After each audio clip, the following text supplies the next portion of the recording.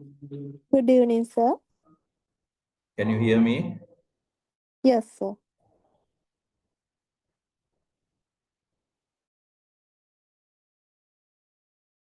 Hear me? Chatu, Hiruni.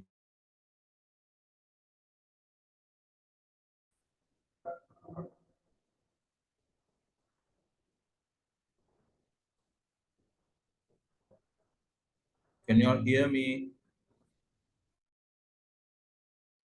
Yes, sir. You're audible.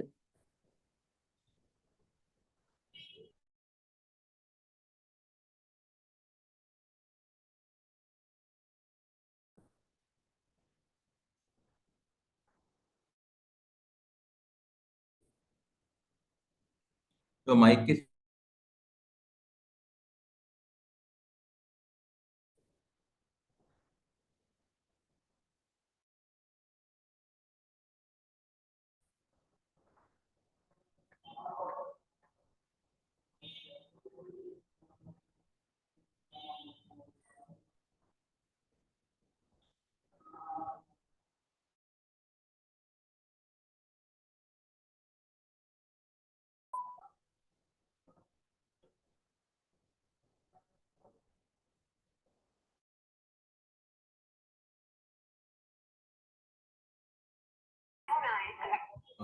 බලන්න කවුරුද answer කරන්න.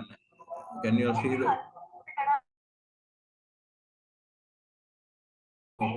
No, I didn't hear anything. Then can you see the screen? Yes, sir.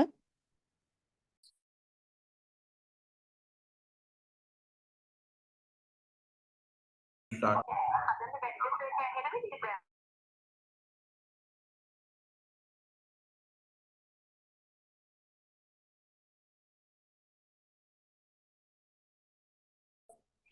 We can hear, but I don't know you can hear. I can hear you now, but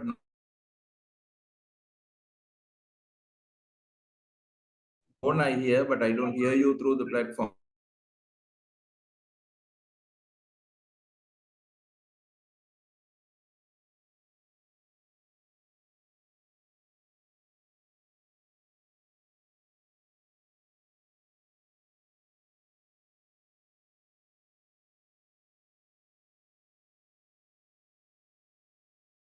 Yeah.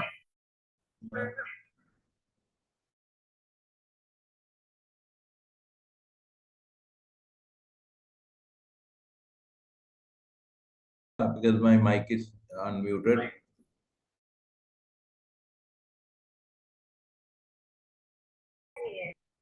Yes. Right. Okay. Then we start. Right. Okay.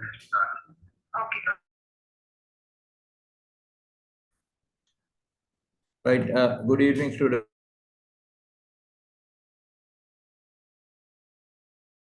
And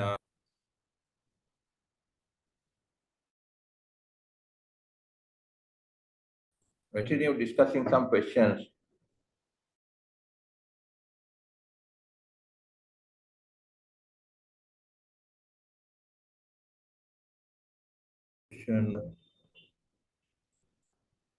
Fun.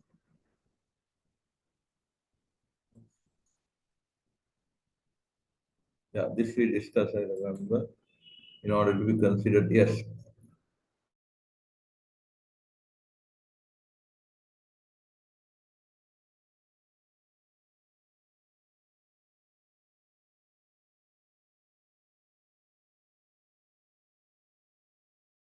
The one.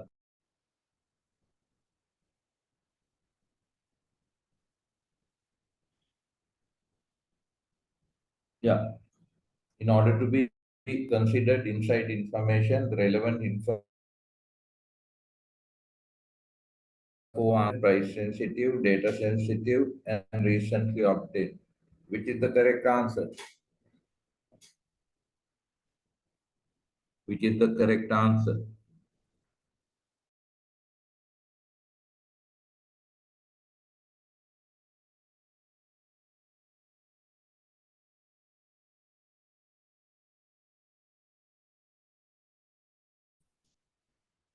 What is the correct answer in your opinion? It can be wrong or that.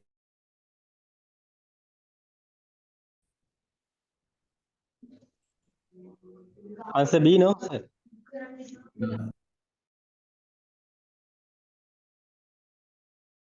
Okay, it's B, but we need to know are not okay. Then only you'll get a full comprehensive understanding about the subject. Then data sensitive, right?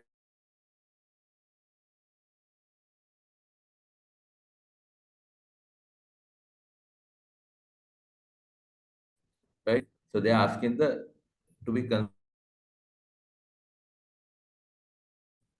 and you obtain. So it's between B and C. So your answer selection, right? When you say data, it can be anything, right? So, but then for that to be inside information, it has to be from the four answers given price sensitive. So that's correct. So in now, I think you all have to speak because attempt, then you don't know why that answer is that. Okay. Next one. Yeah. What is the question? Can I get the question to be read by somebody from the audience? Then we engage ourselves, right? Can somebody read the question? Sachitra. To which one of the following personal account transactions do the personal account dealing rules apply? Yeah. Answer A, purchase of shares in a UCITS fund. Answer B, purchase of Fun. shares in an investment trust. Answer C, purchase of a life policy. Answer D, purchase of units in a UCITC fund. Yes, Himali. Oh, Matahino. Yeah. One-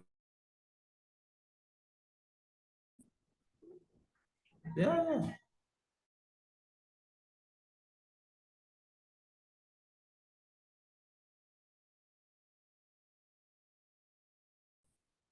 Audience, Sachitra, you hear me, no?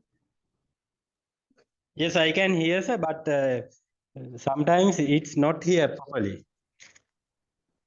Not clear. Yes, not clear sometimes, but now it's okay.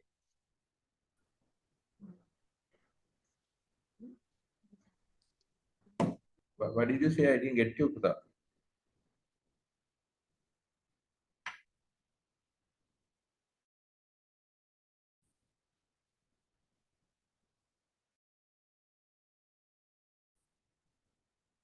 You mean to say it was not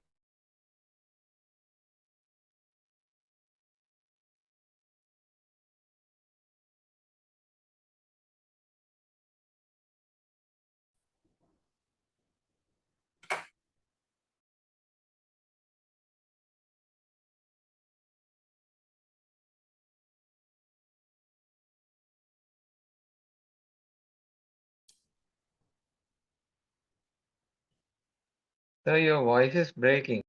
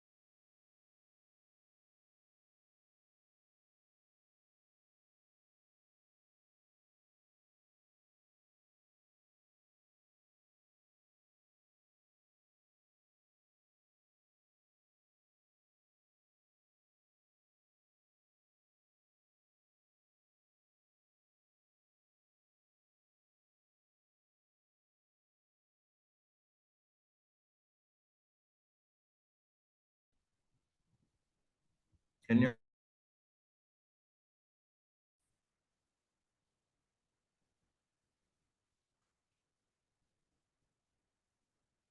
Hello.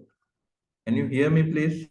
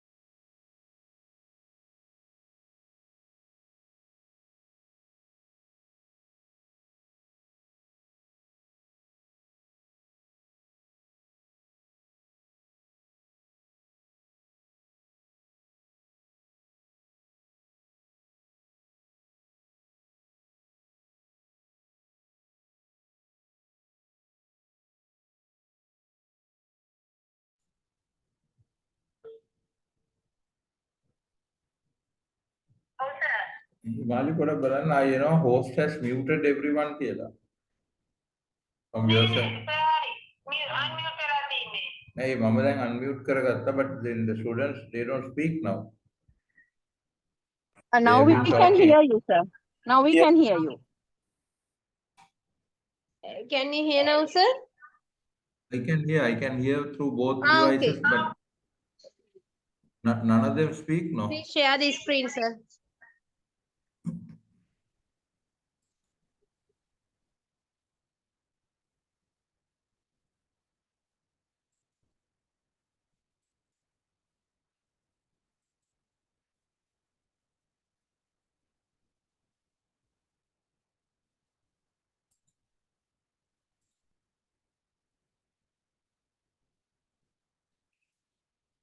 Can see now?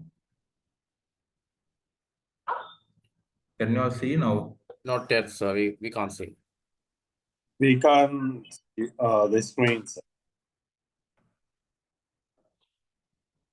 Don't see? We can see you, but not the screens.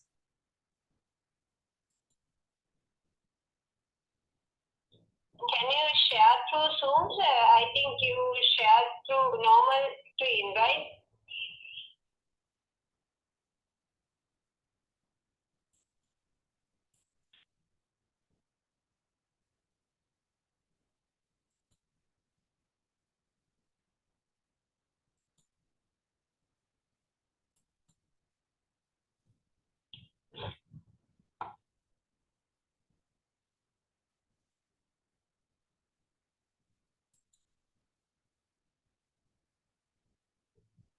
Now can see desktop.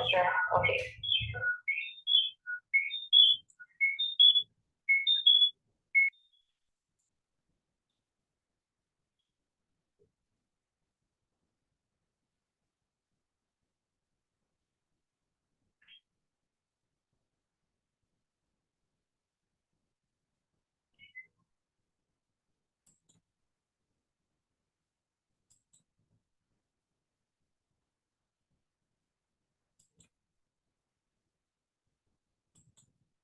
Okay, right. You can see now, right? Yeah, sir. I can see now. Okay, right. So in this question, you all keep attempting it. Now, what does it ask?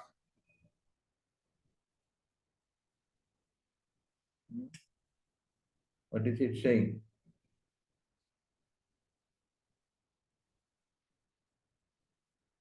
Which one of the following personal account transactions do the personal account dealing rules apply? So it has to be a personal account transaction, right? The personal account dealing rules, I don't think we have had much of an insight into it. But the question is like, you have to find some clue somewhere, right? So purchase of the shares in a UCITS fund. Then what is UCITS fund? Huh? Any idea? The undertaking. Not really sure, sir. Yeah, undertaking for collective investments in transferable securities, right? So it's about collective securities, but this is about a personal account transactions. I also can't remember this UCITS fund was discussed in the whatever the slides that the institute had produced. So what we need to learn from here is go by the question. Now the question gives you some clue, right? So then UCITS is a undertaking for collective investment for transferable securities.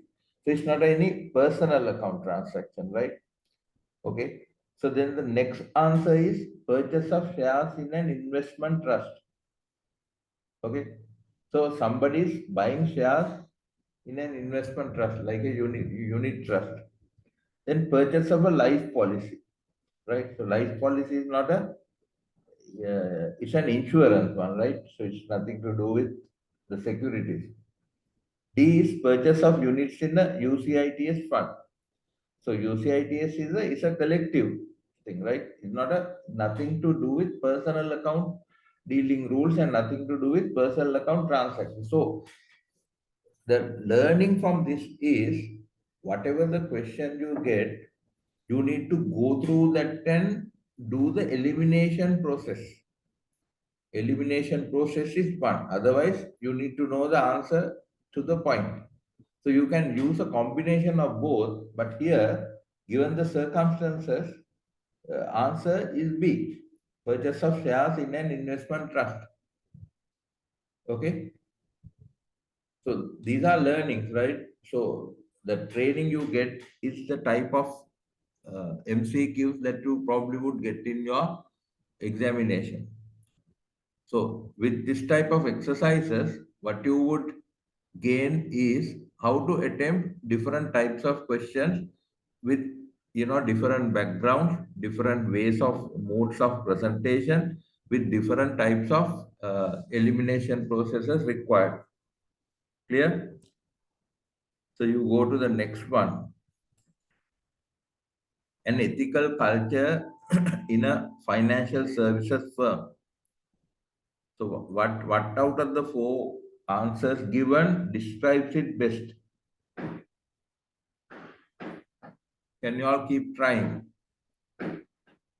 So discussion is a must now, right?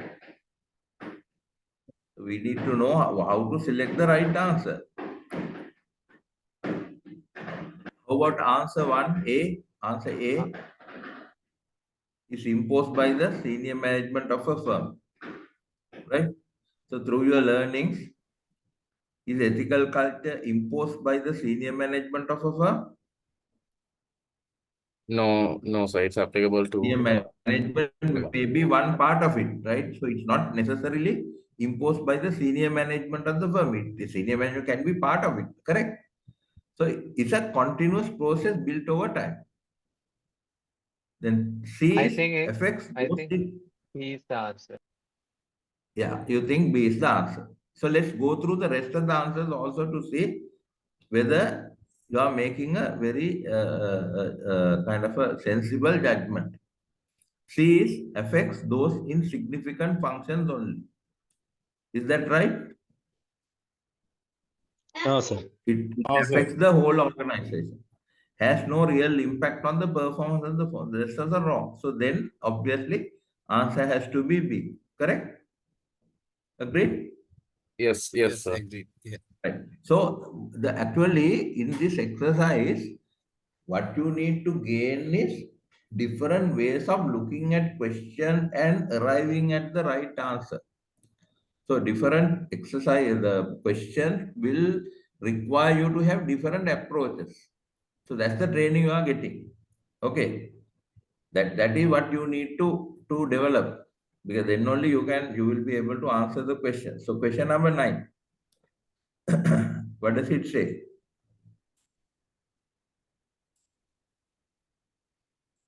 Yeah. When a firm puts Chinese walls in place, which of the following are true? What is the right statement? The walls must be effectively maintained. Okay. Then 2 is people in one part of the business may withhold information from another part of the business where either part carries out designated investment business.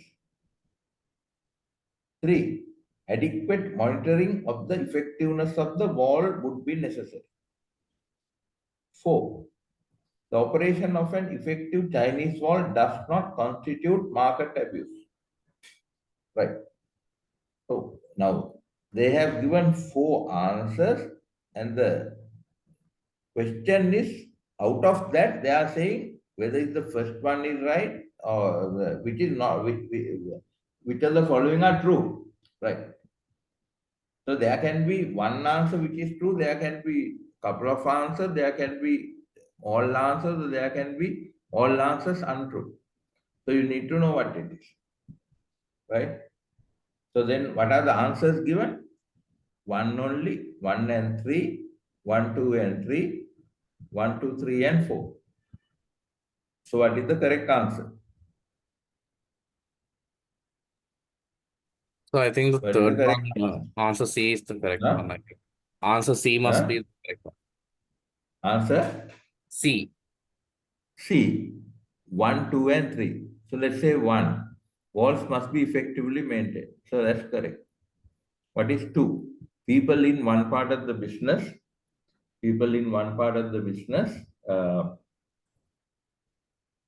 may withhold information from another part of the business, which is correct, where either part carries out designated investment business. So that's all the 2.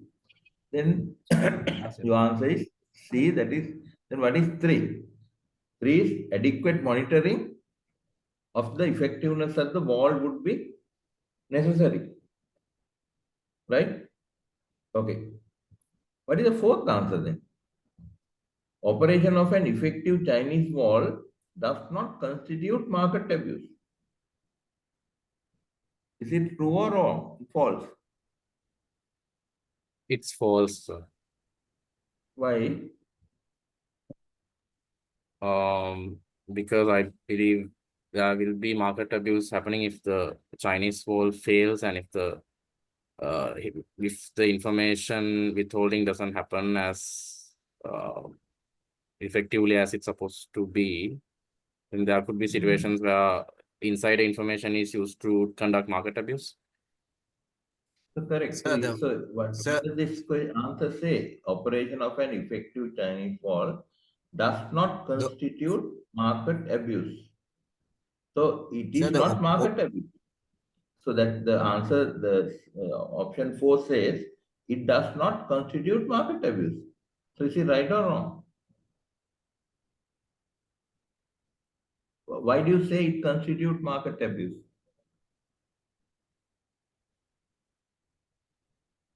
No, the does thing not. is this the questions are framed in a way it make things very confused, right? Then So why do you the say, answer will be D then. It is also correct. yeah, so this is also correct, no? I don't know, my guess is it is correct. It does not constitute market abuse. So that means it's true. There are two I parts. mean, The operation of effective Chinese wall, there's one part. In the sense, it is effectively operating Chinese walls and does not constitute market abuse. No, there are insider dealings there. so there are no insider dealing, no? Now, Yes. it is where you hide or you refrain from one segment, a particular segment within the same organization. They are not made privy to certain information. That's called Chinese wall, right? So, does it constitute market abuse? It does not, no. There's no market abuse happening by making certain info because it's not the customers, it is within the organization, right? Now, for instance, now there's a share issue is going to take place, the bonus share issue, right? Of course, the strategy department or the finance department would know. So the Chinese wall means you are restricting that information to that relevant segment of the within the organization. Everybody need not know. But if you don't do that, if you don't fix a Chinese wall, what happens is that information will be known to everybody in the organization, which can lead to a market abuse. Understand? I think Yes, sir. it's Tarindu was attempting. Tarindu, you got the rationale now. Yeah, yes, sir. Yes. So then answer has to be what? The last one. D, yeah. Right? B. It says 1, 2, 3, and 4. Clear? Are you all clear? Students, are you clear? Because my attempt now is not only to give you the answer to this question. My attempt is to train you the way or the approach that you should have in identifying the right answer. Are you clear? It is the approach that you need to develop. Knowledge has to be there, obviously. With the knowledge, you need to understand the question. Then you apply your knowledge in order to arrive at the right answer, because very close, confusing answers are given. You need to find the right answer. Are you all okay? Agreed now? Yes, sir. Yeah. 10 participants are there, few only talk, but this session you all have to speak. Right? Yes, sir. Then only I can explain. Otherwise, I can put the question and give my answer and go on. It's not going to pay any dividends in the day. If you try only, I can talk to you and correct it and pave the way for you to have a better understanding. So you must speak today. All 10 who are logged in today must speak. Okay. Can we Sir, have that someone, understanding, please? Someone in the chat, but also someone answered. Sorry, Sudha, I didn't hear you. What is that? In the chatting also, I think 1 or 2 is answering. I saw that. In the Chat chat. box. Yes. Okay, let me see. Right. Okay. Say in this the last question number 9 is the correct one is the D one, no? D is the answer. Yeah. Sir, Now the Sajitya and Hirunika, okay, you all have answered, but at the best you speak and answer because it will be difficult for me to switch from to chat and then come back, right? Because my focus is on the question. So if you can, I mean, okay, fine, giving the answer by chat, but if you can talk and give the answer, that will lead us for a constructive dialogue. Clear? Right. Okay, see the next one. Director of a company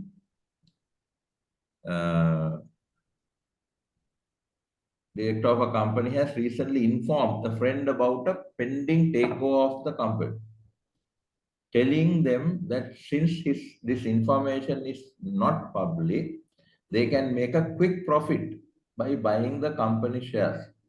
The friend declines to trade on this information. Who has committed an offense under insider dealing legislation? What is the answer?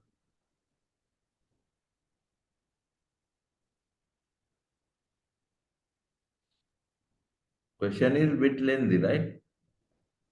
There's the involvement of director and there's some involvement of the friend of the director. A friend has Answer C, declined sir. to. Answer C, no, sir. C. Answer A, I Yes. think. Which says C? Why Answer C? A. Yeah. Okay. Now those who say C, please say why you say C. I mean, we are in the learning room. There's nothing to be shy, right? The more that you speak, it will help everybody to understand it better. So don't feel shy about to thinking that my answer right or wrong. This is not the examination. We are in the learning room, right? So the whoever who said C, tell me why you select C. First, the director is giving sensitive information to a third party, then it's an insider dealing. Then the other So thing correct. is the person who is in outside has used that Yeah.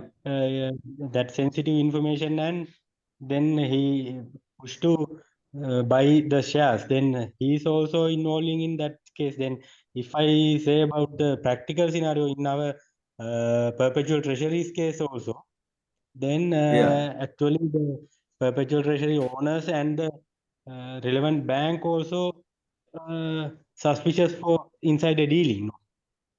Yeah, That's I the think thing. your explanation is right, Sudhar. But see the question. The friend declined to trade on this information. Friend has not traded.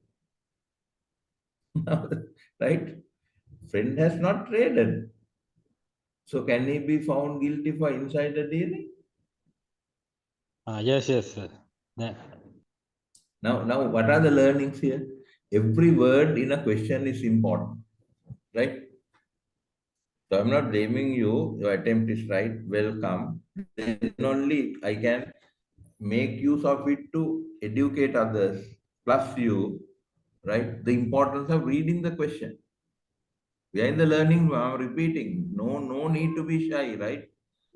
No need to be shy. So thanks for your attempt. Now see, questions say the friend declined to trade. So obviously he can't be party to insider trading, dealing. Clear, no? Yes, sir. So the learning is questions can be very tricky. You know the concept, but they are testing you, A, your quick grasping, quick reading and understanding the question and rational thinking. After reading the question properly, they're checking not only the knowledge, they're checking your grasping power, your the time you take to understand something, question, all that's being tested here. right? If you are asked to give a essay type answer, I'm sure you all will all give the answer. But here it's a different mode. So we need to understand the nature of the question, the style of the question, and then prepare ourselves for that. That is the purpose of this, the you know, the discussing this question. That is the purpose. All got it right now? Yes, sir. Yeah. Yes, sir. Okay, right. We'll move on.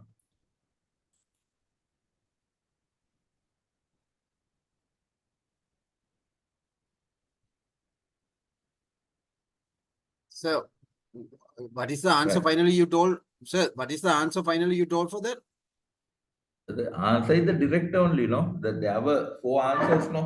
There were four Yes, answers. on that What means are they? Direct, yes. A. Yeah, friend, both, and no one. So obviously, no one is wrong. Somebody is wrong. Then director is a possible answer, right? Then somebody said the friend. So obviously, director is the answer. Then you need to know whether the friend is a party liable. Friend is not liable because he declines to trade. So Yes. then C can't be the answer. Then obviously the answer is A. Harineda. Got it? Okay, correct. Right. Next question. Can somebody read it, please? Yes, sir. Yeah. In respect of financial promotions, all communications must be answer A, promptly distributed with a clear statement of past performance. Answer B, fair, clear, and not misleading. Answer C, clear about fees and commissions. Answer D, regularly updated to reflect client preferences. Right. So what is the answer? All are look very similar and right answers. Most of the things in respect of financial promotion, all communications must be. Now this is about advertising. You are promoting your financial promotion, right? I So think what is B the is the correct? answer. Huh? I Sorry, think B is the answer. Rubendra, Number you 2B. said B. Number 2B. Yeah, fair, Number clear, 2B, and sir. not misleading. Right. So, okay, let's see other three. Promptly distributed with a clear statement of past performance. Now, in advertising and doing financial promotion, can you promptly distribute it with a statement? Cannot. You Yes, cannot, past no? performance can't. Yeah. So that is out. Then C, okay, your answer is right, B. Now we need to see why others are not. Then only your knowledge will be more comprehensive. Then clear about fees and commissions, right? In the financial promotion, do you make it the fees and commissions included in the financial promotion? Does it happen? KFD, yes. Key fact document, yes. This is about financial promotion. Does it happen? Does it happen or not? Your answer B is right. I also agree. But we need to see why others are wrong. That is the learning. In a financial promotion, do you give clear details about the fees and commissions? Actually, commissions, those commissions are not communicated, no, sir, so that's wrong. Right. So that is also then it's wrong. Even fees, right? Interest you may give, but then the fees you don't give with the financial promotion generally. I think D, we used to say regularly terms and updated to conditions reflect. apply. Huh? I think we used to say terms and conditions apply. That is the only word we used to put. Yeah. So that's right. So that is to cover up, right? Some kind of a attempt to cover up. Okay, right. Then the D, regularly updated to reflect the client preferences. Does it happen always? One can say yes, advertising financial promotions is regularly updated to reflect the client preferences. But does it happen regularly? So there are close right answers, right? Close right answers. Then you must see it's asking only one. Okay, these are the learnings out of this question. Asking only one, so there can be only one answer. Then B is crystal clear. It has to be fair, clear, and not misleading. So therefore, the answer is B. D, one can argue, okay, it's right. So I don't say it's wrong. But this is the right, most appropriate, accurate answer Yeah, is please, B. Yeah. So now you see different questions, please. you have to have different approaches. That is Sir, the learning. sir, yes. Yeah. So number B is the correct answer. It's okay. The Yeah. C is saying clear about fees and commission means this is Yeah. also it is in the customer chart and everywhere fees and commission should clear. And this is not the Yeah. correct answer. This commission stands for what the commissions offered. What are the fees and commissions? Am I right? Now, Sudhar, look at the question in respect of financial promotions. Yes, okay. Answer is the B is the correct one. Yeah. So why it is agreed. if the question was about KFD, key fact document, right? Then C could have been also an answer. But this is financial promotion. No? In any Yes. promotional material, are we saying about fees and commissions clearly? This is So that's why I'm drawing your attention. Every word in the question is important. Every word in the question is important. I underline. right. Right? Okay. Okay, sir. I got it. So you got to practice these things and get prepared for your examination. In addition to the knowledge, right? MCQs, answering this type of MCQs are fairly a challenging job, right?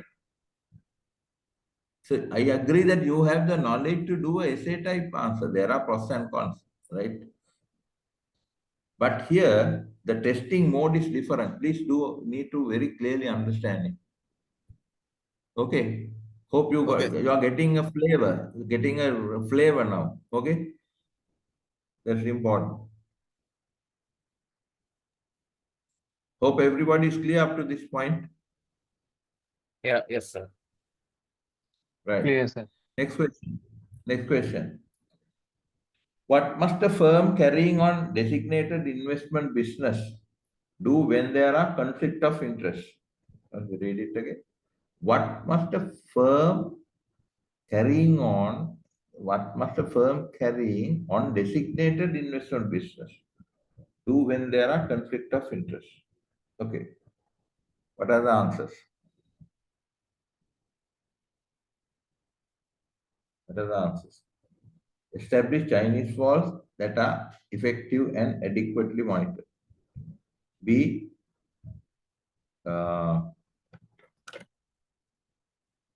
Institute policies, right? Institute policies of independence that are signed by every employee that is involved in the investment business of the firm. C. Disclose the conflict to the customer. Manage the conflict fairly. So what is the answer?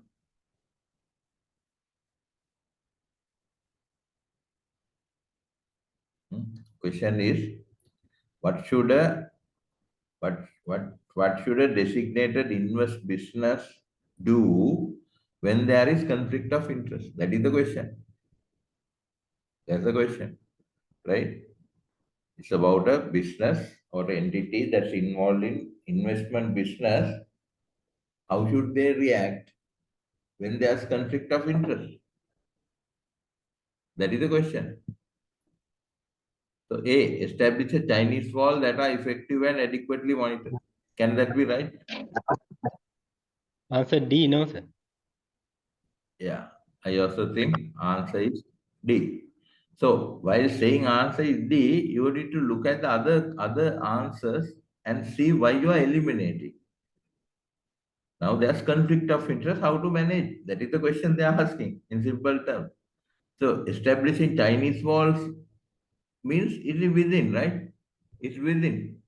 within the organization. So conflict of interest, by putting a Chinese wall in place, that will only restrict certain information being shared by certain segments within the organization, right? So the conflict of interest generally does not arise within the organization. If it arises within the organization, then it has to be a segment like board, the stakeholders, something like that. But the Chinese wall is meant to, segregate or to refrain certain segment of staff within the organization being privy to some information. Then B, institute policies of independence that are signed by every employee that is involved in the investment business of the firm. Now, this is something you would do proactively, not after the conflict of interest arises. C, disclose the conflict to the customer. You don't do, no? Then C, manage the conflict fairly. You have to manage it now. Clear? Yes, sir. Okay. Yeah. So my answer, What is your answer? we'll have to disclose, sir. Disclose to whom? Customer. Customer. Why? Why should you disclose it to the customer? So, then they are aware there's a conflict of interest. Then if they want, Okay. I can be out. If the conflict of the interest means if I am dealing with that, I can out. If they request, I can move out of the transaction. No, but then look at this thing, because now by telling the customer that there's conflict of interest, right? What is the message you are giving out? When there's conflict of interest, you need to manage the conflict of interest. Now, say you are giving favorable treatment to a related party, right? Because the related party may know certain inside information, right? And then they may act accordingly. So you need to manage it, not to go and tell that to the customer. Because what can the customer do about it? By disclosing it to the customer, right? What do you gain by doing it? I think what you are trying to say is then the customer can move away, move out of it, right? So do you expect all customers to be out because there's conflict of interest? Or does it really need that? Now, You are meaning the conflict of interest on the side of customer. I mean on the other side or the staff side. No, conflict of interest can happen anywhere. Anyway, Now, what I told is yes, if the staff side, then we can exit from and ask someone to get involved. No. Okay. So then you tell me, give me an example of a situation where what you are trying to tell. So when we are in a board meeting, when some decision making meeting, a proposal is coming. At the time, Right. if I am related to the particular facility or the proposal, they are known to me or under my customer, then I cannot be in the. I will have to disclose my conflict in the interest is there. Yeah, my customer or someone. I will have to out of this meeting for decision making. Yeah. I will have to inform and go out, leaving. That I am informing. Right. This is in this case you told it is a. In this case, you told customer in the sense, you are right. I took it as a my side, banking side. Even otherwise, now look at the question. What must a firm, okay, we'll simplify. What should a firm do? What type of firm who are involved in designated investment business do when there is conflict of interest kind of a situation happens, right? So by going and telling that to the customer, right? So conflict of interest is something that you can always manage. You don't manage only the problem, right? Now, if you inside people know that there are going to be a bonus issue, there are going to be a share split, right? And they are going to go on a kind of a IPO, right? So inside information. So then based on that, somebody can gain undue advantage because he can be party to the decision making, right? So going and telling that to the customers outside, what do you expect? Are you going to get the customers totally, get them to run away from the organization? Is it what is required? I think it's no, it's not. You have to manage it. And there's this thing you need to manage and make sure that you do things the proper way in accordance with the regulations. Telling that to the customer will not help because another point that I will bring in here is, you know, business has to run.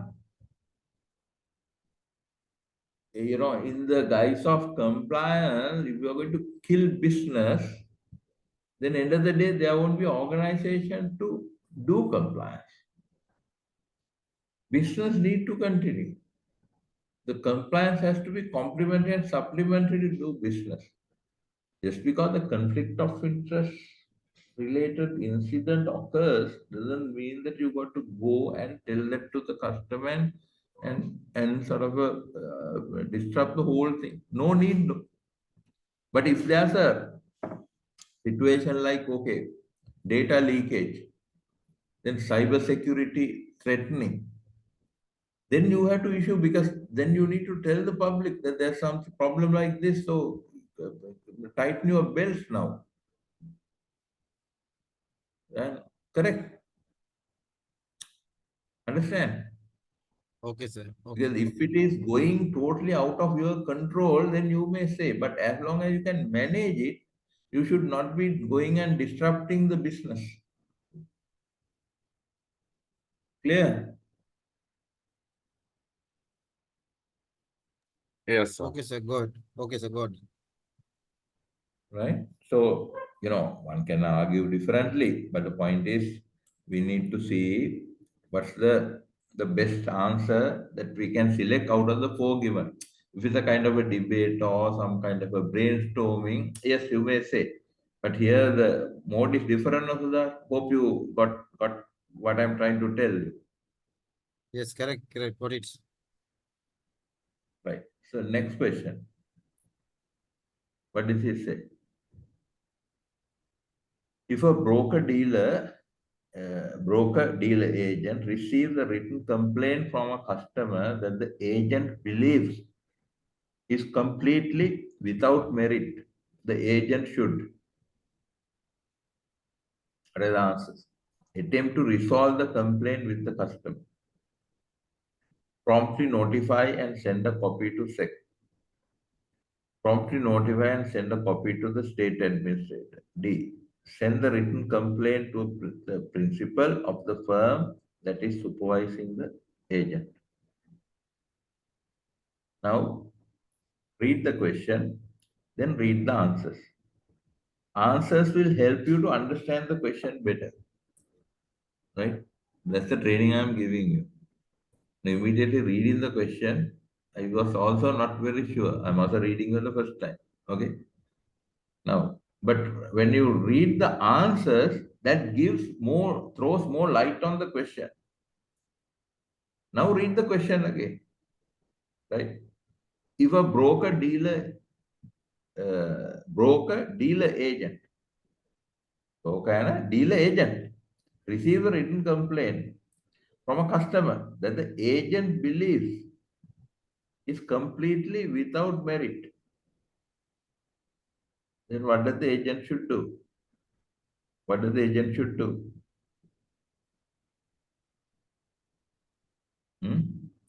does the agent should do? Right? Answer Now D, no, you sir. are an agent. You are an agent. When you are an agent, obviously there is a principle. Okay, that's a principle.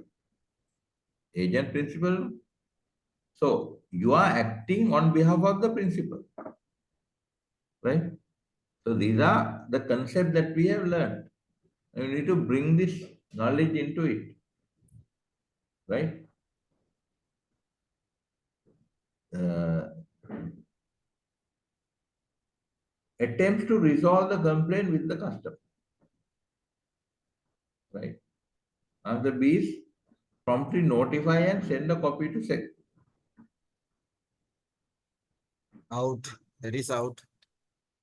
That is out. Promptly C also notify out. and send a copy to state admission. So B and C are out. Out. Then we are shuttling between A and D. What does D say? Send the written complaint to a principal of the firm that is supervising the agent. Now, when you read A and B together, which is the right answer? Last one. Last one, right? So now see different modes, different ways, different approaches are needed to answer question. Elimination process, reading the question along with the answers, right? Then identifying probable answers that can be set aside or removed from the equation. At the same time, you can shortlist the answer that is very much close to the right answer. Then you are going to be left with out of 4, maybe few options, with 2 options. Then easy to compare, right? So you now narrowed it down to A and D, then read them together. Obviously, the answer D, it makes more sense, right? So one can say attempt to resolve the complaint with the customer, you also may be right, but A and D putting together, definitely D is the right answer. Clear now? Haridhar? Yes, sir. Right.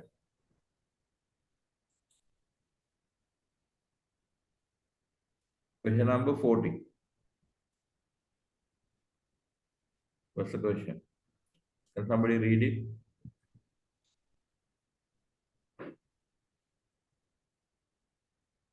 Sir? Straightforward question. What is the best description of market abuse? Market abuse. Civil offense, criminal offense, criminal offense with a civil standard of proof, a breach of contract. What's it?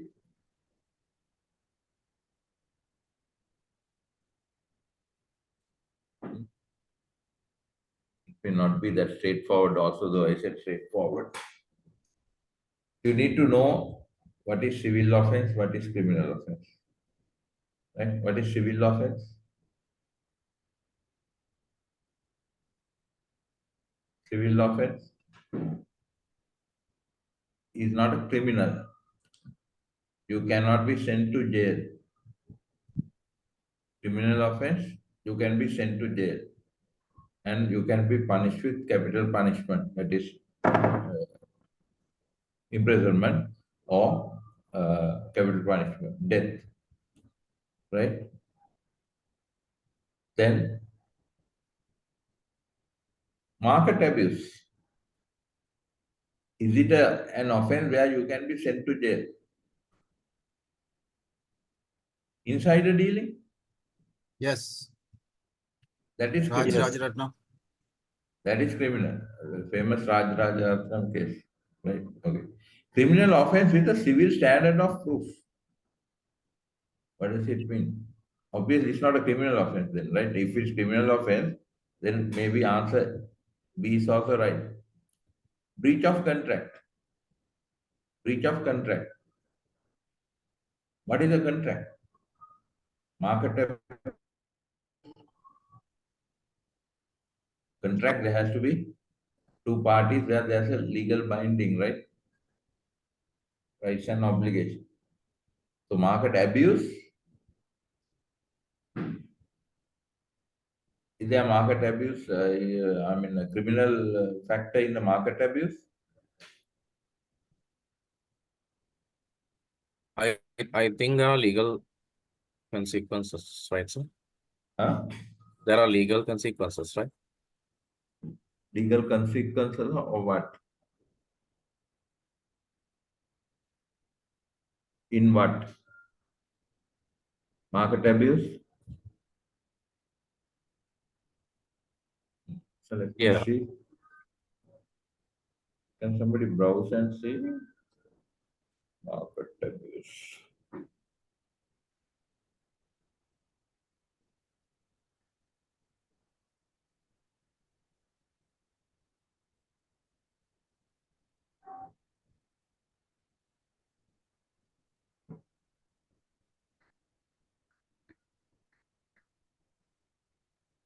So it is under both way. Civil and criminal levels stand for both ways. Yeah, that's what I'm saying. It's market It abuse, is criminal law. on the based on Considered a the criminal nature in of many the issue. jurisdictions, including Sri Lanka. It can also be civil offense leading to, yeah. Yeah. Right. So I browsed it to see market abuse is a criminal offense in certain jurisdictions, including Sri Lanka. Right. So can we check and see is market abuse criminal offense in UK? Can somebody browse and ask?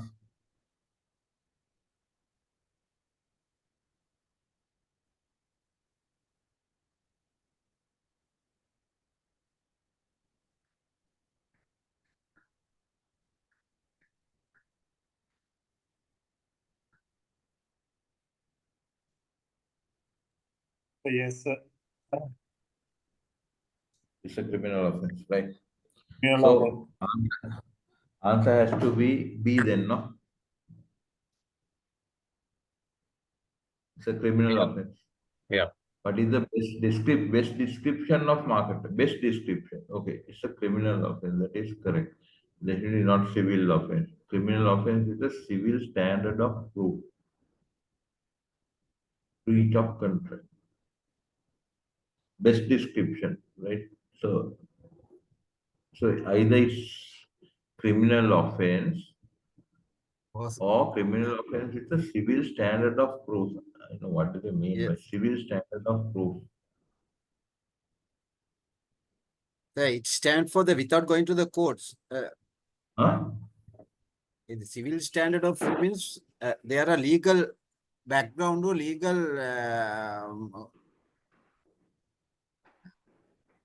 So proof is there. according to the internet, the civil standard of proof means that Hold it's on for a judged. while.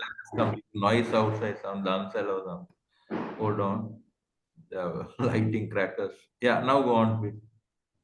Yeah, as per the internet, it says civil standard of proof means that it's judged on the balance of probabilities rather than the Okay. stricter beyond reasonable doubt. So Used, yeah. now, yeah. So It's based both on this criminal and information, civil. yeah, based on this information, because first I browsed to see it can vary from jurisdiction to jurisdiction. But in Sri Lanka, it's a criminal offense, and then we proud to say it's a criminal offense in UK as well, right? Okay. So then criminal offense is the civil standard of proof. What is the definition? Can you read again? Civil standard of proof? The civil standard of proof means that it's judged on the balance of probabilities rather than the stricter beyond reasonable doubt standard used in criminal cases. Okay, right, right. So then, of course, it's not that there's no probability here. It is clearly stated in the law, right? So then there's no kind of a probability of doubt coming into play here, right? So it is stated criminal. So I think the correct answer should be criminal offense, right? Bit tricky. No, agree? No, it has to be a criminal offense. Are we on the same page? Yes, sir. Yeah. Right.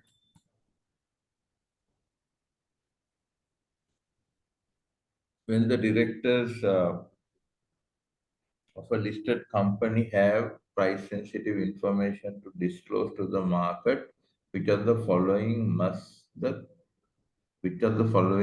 company inform? Right. Department of Trade and Industry, Regulatory Information Service, the Press, Bank of England. Which is the right answer? Which is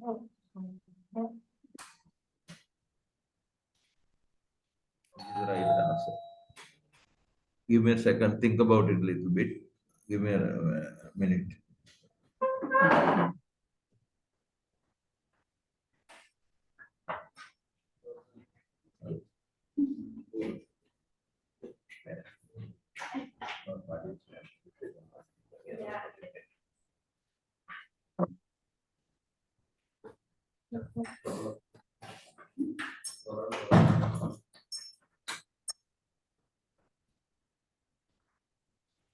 Yeah, sorry about the disturbance. Which is the right answer?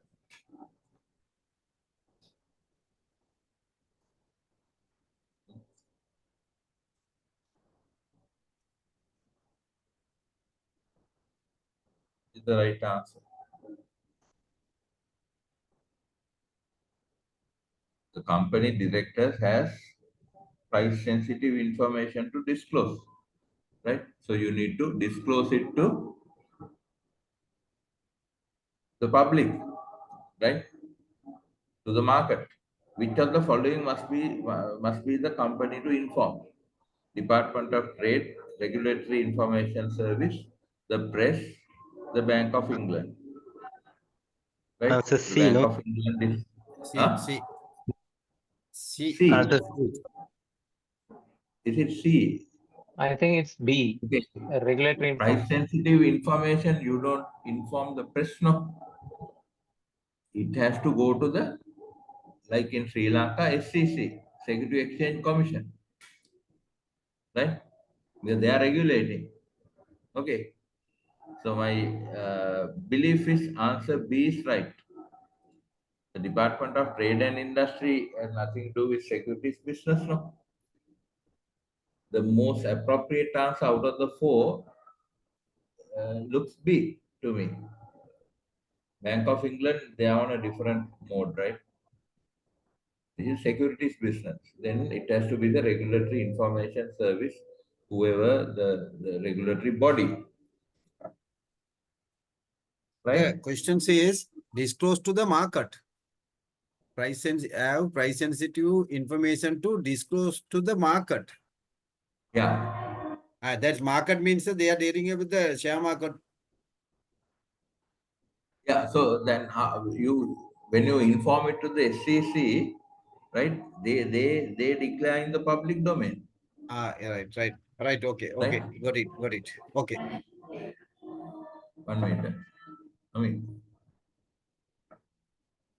right? So once you inform the regulator, it's their duty to publish it in the public domain.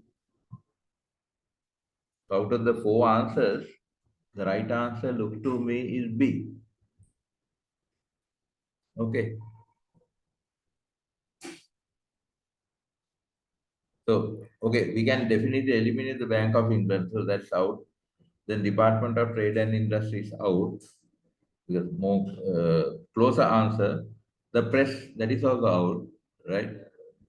Because you have a more kind of a closer answer, regulatory information service. I think that has to be the answer. So you got to what are the learnings we get from attempting these questions? These are questions set by the CISI, right? So your examination questions will also be somewhat similar to this. So you can get a flavor of the question. Questions will never be very straight, right? They will test your knowledge coupled with your ability to read and understand fast, your analytical ability, and then to frame the answer accordingly. So these are the learnings that we get by attempting these questions. So this is what you need to carry. Clear? Right. Then are we clear on this? Any more probable answers? Awesome. It's clear, sir. Anybody has any comments to be made? Right. So next question.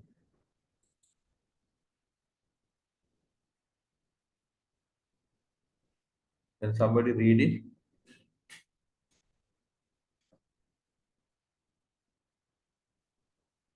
For which of the following is the law of succession a useful consideration for financial advisors?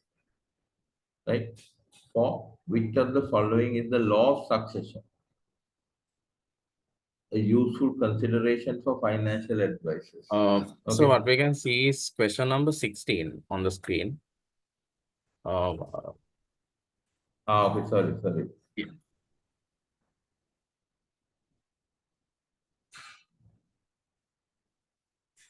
Which of the following best describes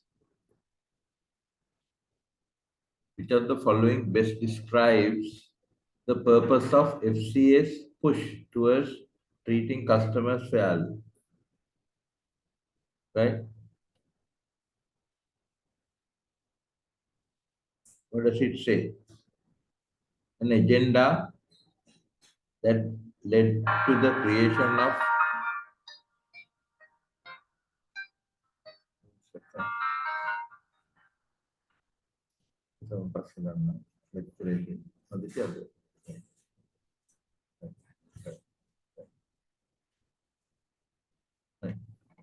sorry,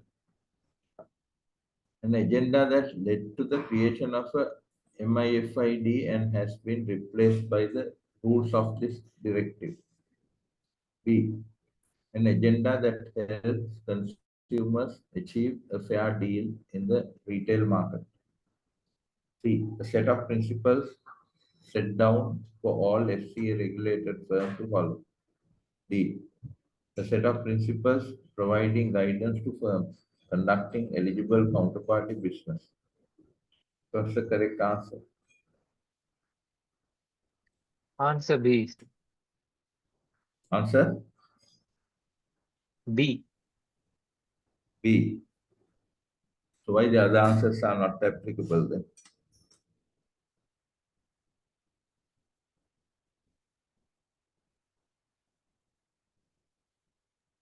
It talks about it talks about treating customers fairly. Okay.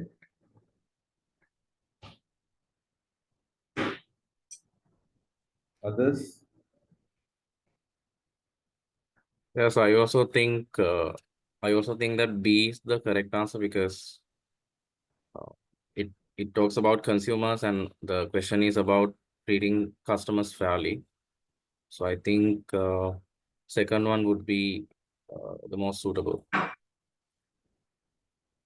Yeah, right. Right.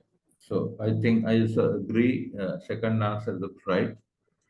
And first one, an agenda that led to the creation of a MIFID and has been replaced by the rules of this directive. So that's markets in financial instrument directive.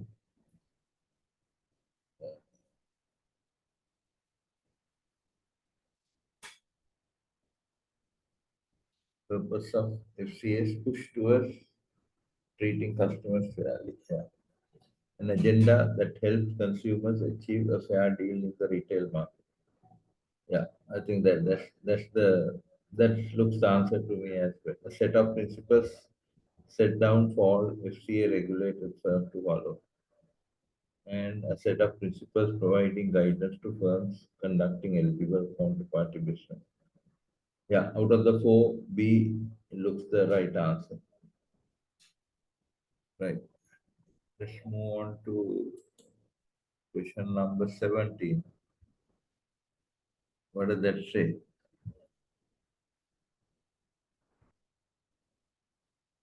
For which of the following is the law of succession a useful consideration for financial advisors? Where client transfers services from an existing financial advisor to another financial advisor. When a financial advisor gives advice that proves to be successful, where the client wishes to pass on assets to their heirs or otherwise make provision for them, where a financial advice of a client is promoted to financial advice of a firm. This, of course, is a very much comparatively an easier question. What is the answer?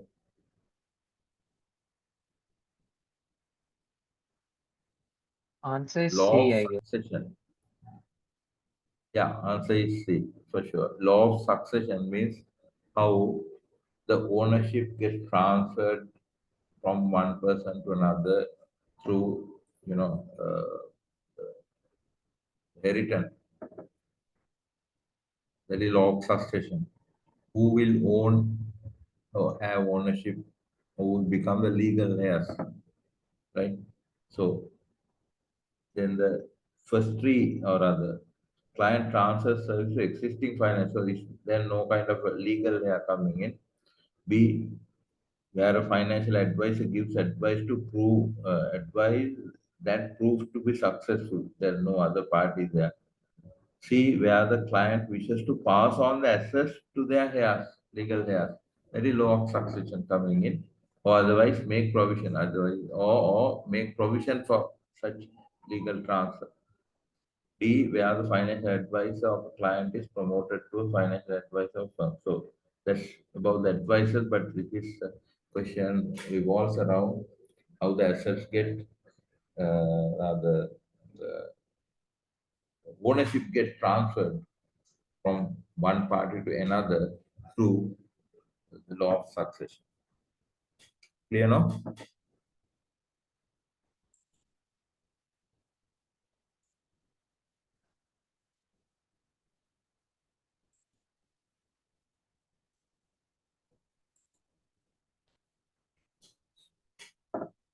Right. Next question.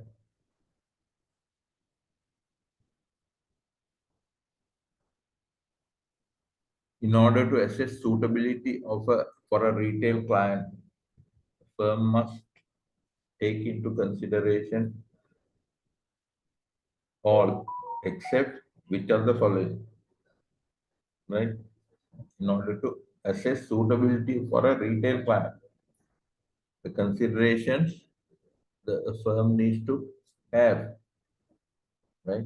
Except which of the following: knowledge and experience, client categorization, financial situation, investment objectives. When you are assessing a customer in terms of its suitability, in order to assess suitability for a retail client, how do you assess a customer, right? How do you assess a customer? What are the things that you would look at? The question is consideration all except which of the following. So one is not relevant. One is not relevant. So knowledge and the experience of the customer, is it relevant or not? Relevant. Is it relevant or not? Relevant. Client categorization, is it relevant or not? Now, go and link it to the question again. It's relevant, but then what is the question? in order to assess suitability of a retail client. To assess. Client Then the answer, categorization will happen after assessment. yes. No? Clear? The Yes. major thing is financial situation, no, sir. Huh? The major thing is financial situation, no. Uh, okay, financial situation of a client is needed to assess the suitability. Client categorization is also relevant, I agree, but you can't do client categorization without assessing it. Client categorization is the outcome of the assessment. Clear? Then the investment objectives of the client is also important, right? Okay. Right? Clear? Investment objectives of the client is also important.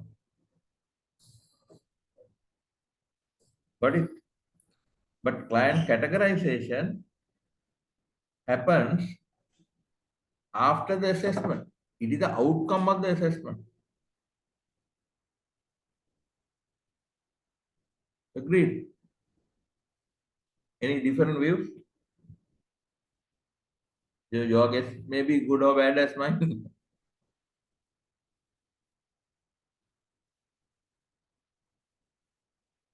Rubendran, Sarindu.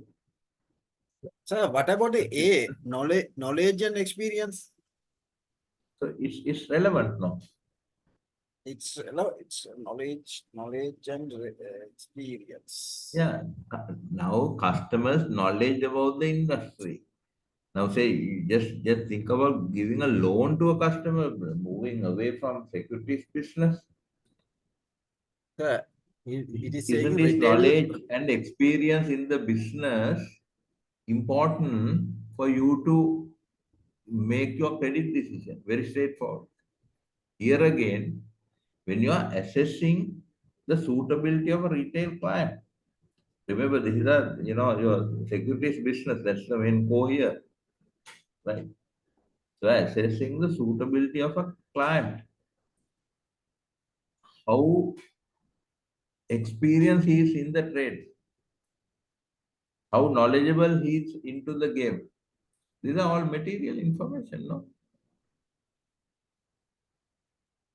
And you are giving investment advice, right? You need to go and plant yourself in that. Okay, go and plant yourself in that. So knowledge of the customer on this, his experience on the subject, his financial condition, status, and also his investment objective. These are all relevant material information to make a proper assessment of the customer. This categorization of the client categorization is important, but it is an outcome of the assessment. Have I explained it? It's Yes, clear, sir. sir. Yes, it's clear, sir. Clear, no? Right. So now you see how confusing these questions are, right? You have to have a clear knowledge on what we learn, right? Not only the subject matter, you got to go deep and understand the concepts. Those concepts will only pave the way for you to answer questions of this nature. Clear, no? Yes, sir. Right. Next question.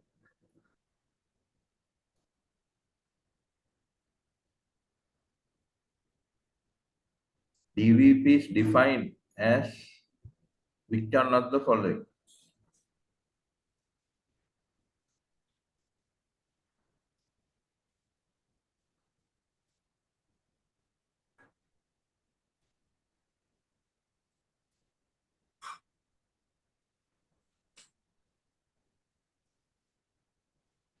What does DVP stand for?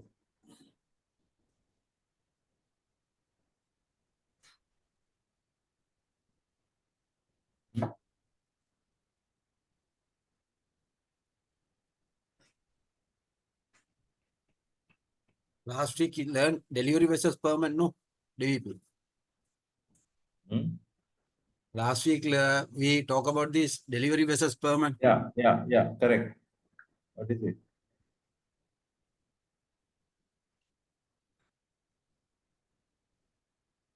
Hmm? Delivery versus payment, right? Is defined as which one of the following? Differing settlement, so proceeds can be used to fund a subsequent purchase, right? Okay. Then B, simultaneous, final, irrevocable.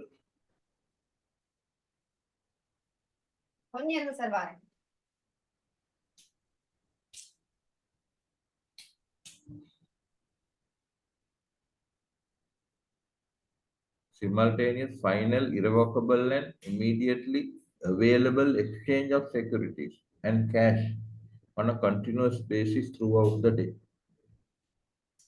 Rolling settlement of all trades on a 3 business day basis. A system of asset swapping. Delivery versus payment.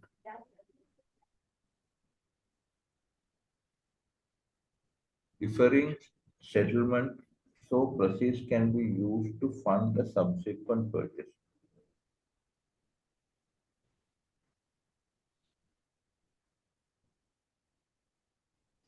Can that be right?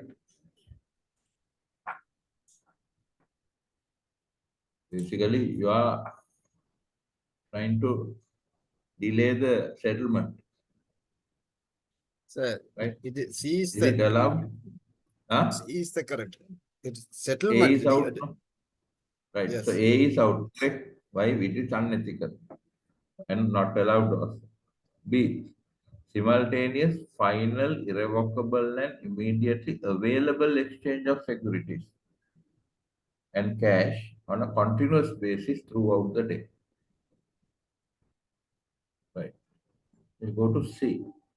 Rolling settlement of all trades on a 3 business day basis. Rolling settlement of all trades on a 3 business day basis. That means you are taking the maximum time of 3 business days for settlement. D, a system of asset swapping is the right answer. C. Hmm? C.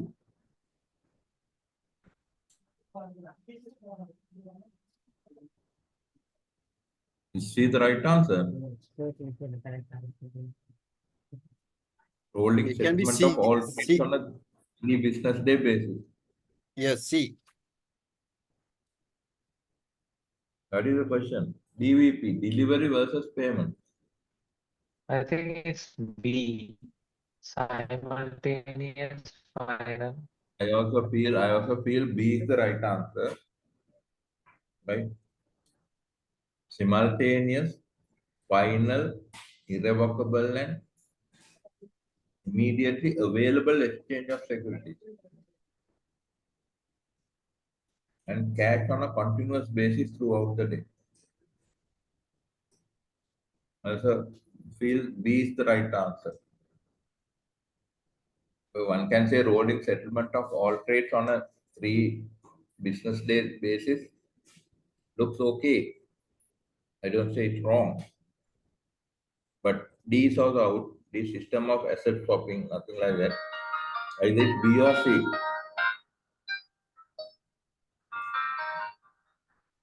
Give me a second, please.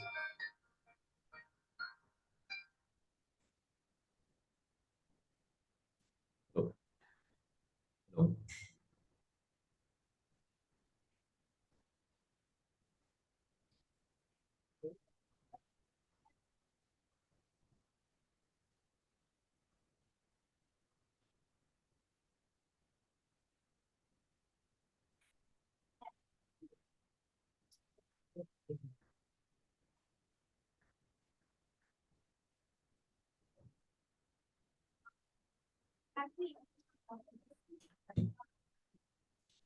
Right?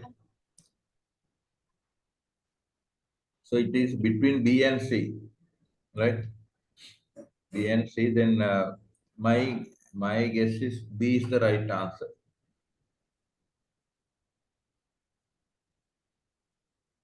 So it's right, since our notebook also say DVP system in which the transfer of security only take place once the payment is made. In our notebook it is mentioned. So it is DVP DVP was the transfer of security means after the transfer. Can you B is repeat what correct. you said? Can you repeat what you said? So in the notebook it say, for example, the use of delivery versus payment system in which the transfer of securities only take place once the payment is made. Is Right. provided by recognized exchanges and serve to provide reassurance, confidence in both parties. The DVP says after making payment. Yeah. So then the B is the right answer, no? Yes. Then B is the right answer, no? Yes. Because Yes. we were shuttling between B and C. The But C if is the talking definition about is three. so clearly, huh? C talking about 3 business days, no? Yeah, that's right. So it's about immediate settlement. That's the definition you mentioned, correct? Yes. So B is the right answer based on it. So go back and read the note again. As per what Sudha say, it's clearly stated the definition, and that gives the answer, recommend the answer B as the right answer. Right. Yes. Google also saying that. Huh? Google also confirming that. Chatbot also confirming. Okay. Okay. Right. Good. So next question. What does that say? Which of the following? Which of the following?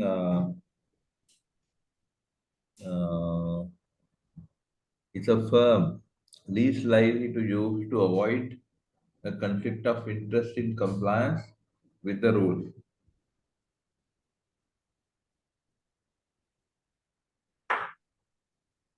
Which of the following is a firm least likely to use to avoid conflict of interest in compliance with the rules?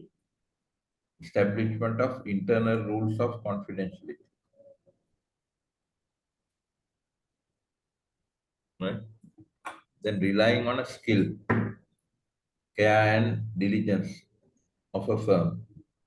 C. Disclosure of the conflict of a customer. D. Declining to act. What's the right answer?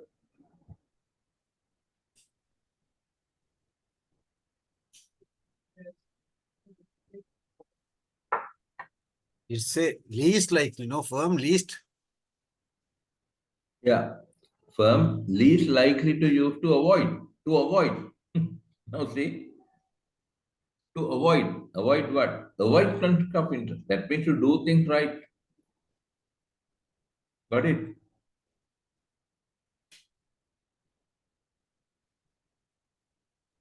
Clear? Least likely correct. Least likely to use to do what? To avoid conflict of interest. That means you are trying to do it right. Right?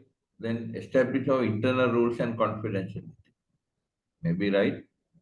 Relying on a skill, care, and diligence of a firm. I think that's the answer. Yes. Right? The disclosure of the conflict to the customer, that is out anyway. Declining to act is also out. So shuttling between A and B. Out of that, my judgment is B is the right answer.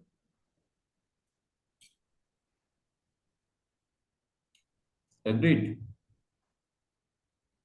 Sir, the question is, is a firm least likely to use to avoid?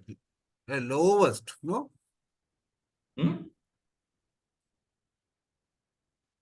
The firm least likely Least to likely to use.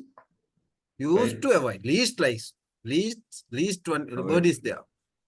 Firm Reverse least verse, no. likely to use to avoid conflict of interest. The Okay, lowest okay. one, no. Wait.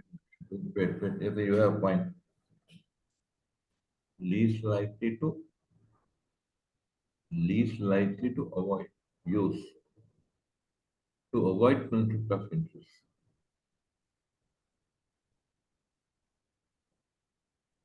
Avoid conflict. Least likely to use in compliance with rules.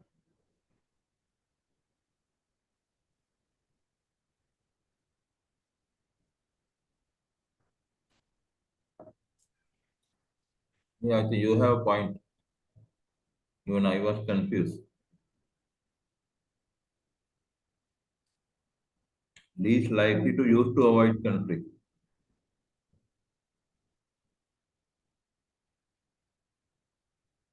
So relying on skill, care, and diligence that you need to do. Establishment of internal rules of confidentiality also, yeah. Disclosure of the conflict to the customer, that is something. Declining to act.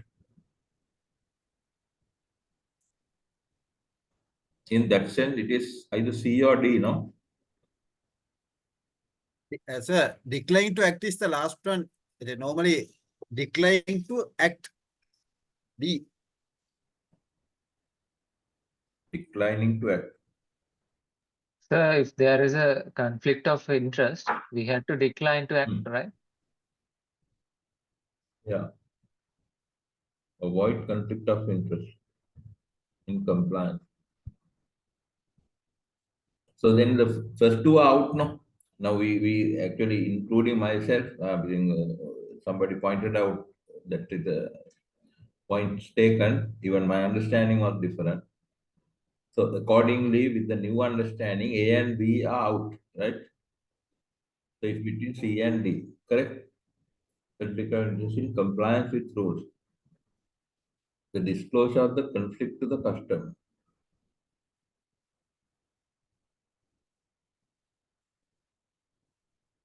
Declining to act. I think why not we think C is the answer? Sir, C, even rather than refusing a transaction, he will disclose. But for this reason only, this is the reason. Without saying anything, we can't often we can't decline the act, no? Do something. We'll have to, if we are declining, we will have to show cause. Why? So you right. So you suggest C as the right answer. D. Not the C, D. B. Yes. D. Last one, sir. So least likely to use, no? Least likely to use, as mentioned by you. Least likely to use. So if you decline to act to avoid conflict of interest. So I think Now it's insufficient to declining to rely on skill, care, and diligence of a firm. My feeling is B, sir, because a firm cannot rely on a skill and care when it comes to compliance rules. So its rule is a rule.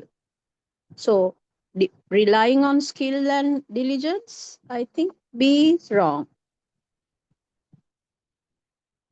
you have point there also.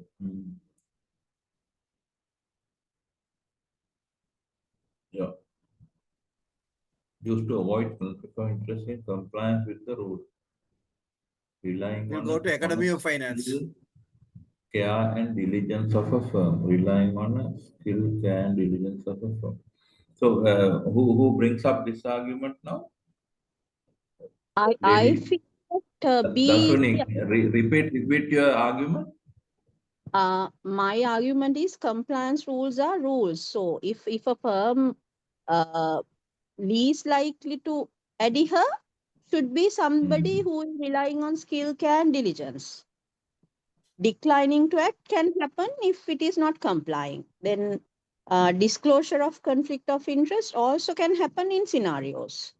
But relying on skill, care cannot come into this. This is a rule, no, sir. Compliance is a set of rules that we have to adhere to. Yeah. Least likely to, I think your argument is sound. I'm reading the question again. Which of the following is a firm least likely to use to avoid conflict of interest? I think I tend to agree with you there. Other students, I think Dasuni's argument is, right? Sir, if you change the question, removing the word Hmm. least, remove the word least and say not like to Okay. use, then what will be the answer? So if you remove the word least, which of the And put it following is a firm likely to use to avoid? not Likely like to to use to use. avoid. Huh? If you put the word not, least, remove the No, word least and you not say to remove the word least, right? least and put it the word not like to use to avoid conflicts. Not like to. Least means stand for What the is the following negative. of a firm not likely to use Used to to avoid? avoid. Yeah.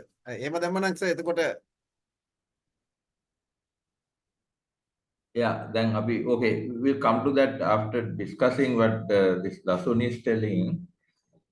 I think she has a valid argument.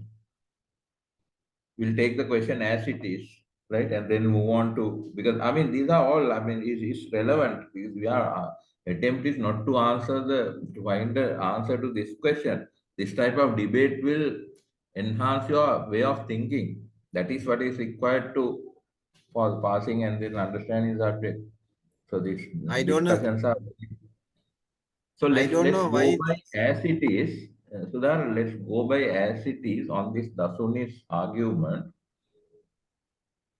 I also tend to agree with her because relying on a skill, care, and diligence of a firm, right?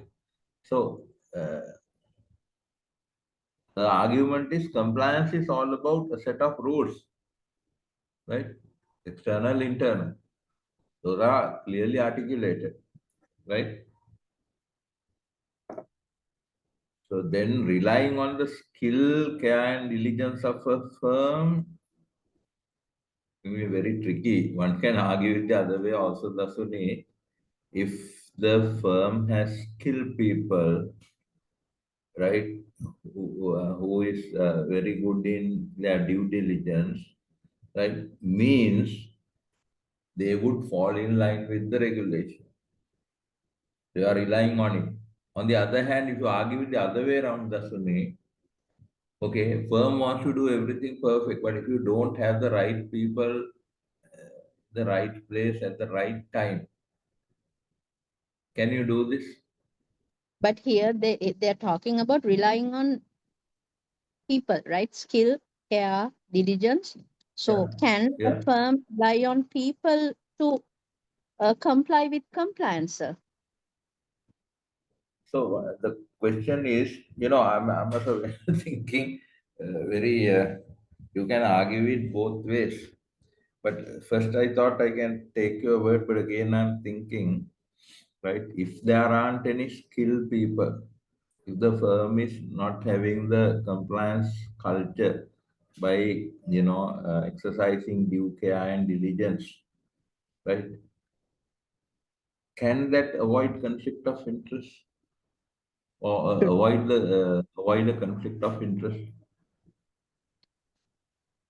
avoid True. conflict of interest in compliance. No. I think it's very confusing.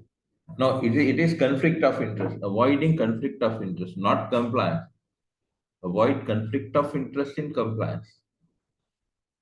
Yeah. Now I agree with you in full, Dasuni. Your answer, I am in fully in agreement. You know why, students? Now listen. It's not about ensuring compliance. It's about avoiding conflict of interest, right? In order to avoid conflict of interest, relying on the skill, care, and diligence of a firm absolutely does not make the most impact. Establish our internal rules and rules of confidentiality. But the rules of confidentiality. It's no answer for that, for sure. A is not the answer. The disclosure of the conflict to the customer is also not the answer. C, declining to act. Now we are in between B and D. Declining to act. Declining to act means what?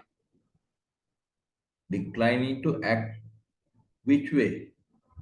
Declining to act can happen if that particular transaction is not in compliance with the compliance rules. A firm can decline, then the no. No, this is avoiding conflict of interest, no, Dasuni? Yeah, true, sir. Avoiding conflict of interest. In compliance with the avoid conflict. So it So can if be there is, B. What is so if there why is a, the so if there is a conflict of interest, yeah. we can decline to proceed with the transaction. Yeah, but the question is firms least likely to use. Least likely to use. You are right. But the question is, that's the last thing the The firm would answer use. is, the answer is B, I guess. Maybe it's important. Skill, care, and diligence is important, Yeah. but it is insufficient. True. Yeah. Sir, that I think I our agree with answer that. is B. Now doubts are much cleared. I think the answer proposed by Dasuni, I do tend to agree with her there. And Sir, other elimination we did. sir, my worry is why is CISI and academy is taking so much of trouble to conflict us? So much. No, these the type of questions we are gonna get at the exam. Yeah. That is.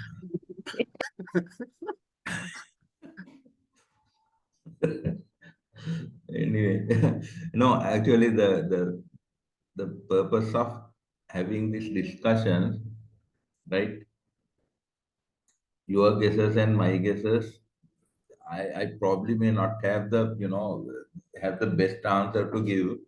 It's about using the knowledge we have gained and, as I mentioned before, looking at the question and then trying to grasp what exactly the examiner is trying to test you on, and then reading it and answering. I think after so much of debate, I'm 99.999% in terms with B as the right answer proposed by the.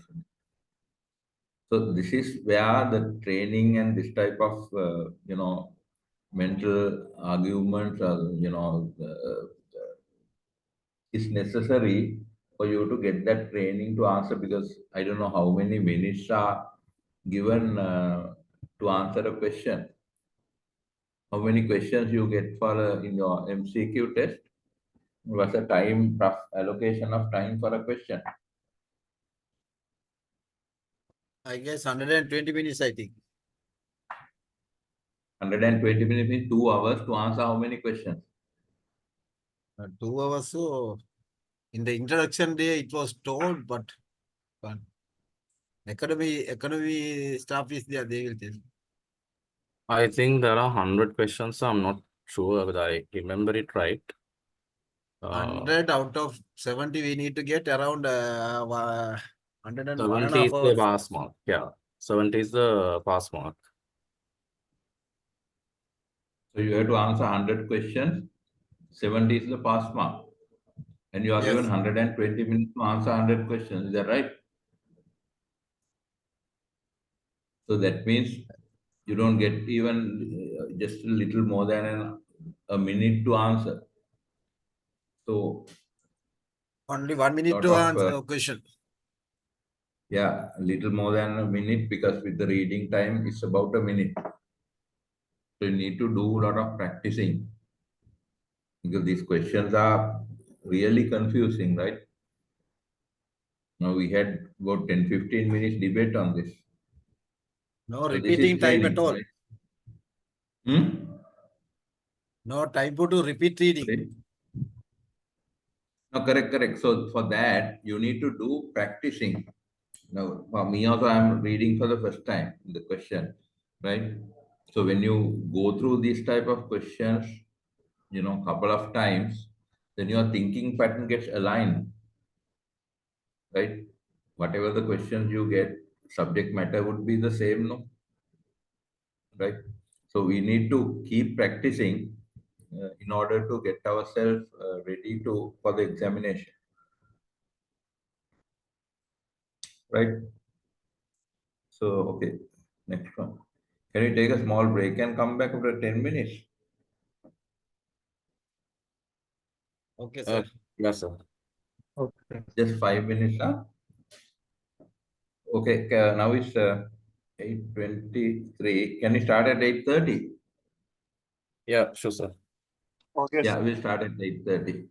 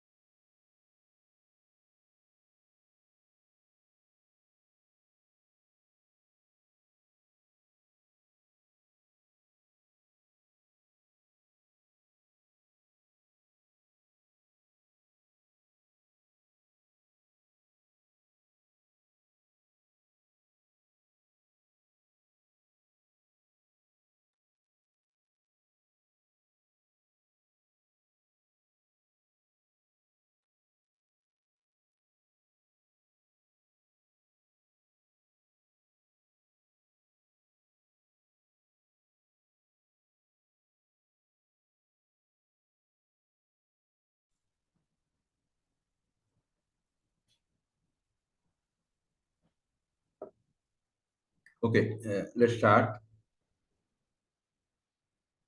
Are you with me? Yes, sir. Yes, sir. Right. Yeah, we'll move on to the next question. Which of the following is a firm lease? Yeah, that we looked at.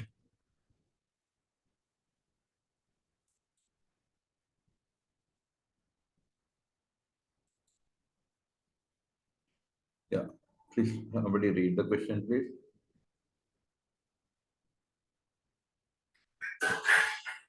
Okay. So, you said to read the Some- question. Yeah, please. Okay. The purpose of the Public Interest Disclosure Act 1998 in terms of whistleblowing is answer A, to render an employee's contract of employment invalid. Answer B, to enable firms to ensure that employees do not talk to third parties about activities within the firm. Answer C, to invalidate clauses in employment contracts that preclude protected disclosures. Answer D, to enable the regulator to inform law enforcement agencies of criminal activity. Right, what's the correct answer?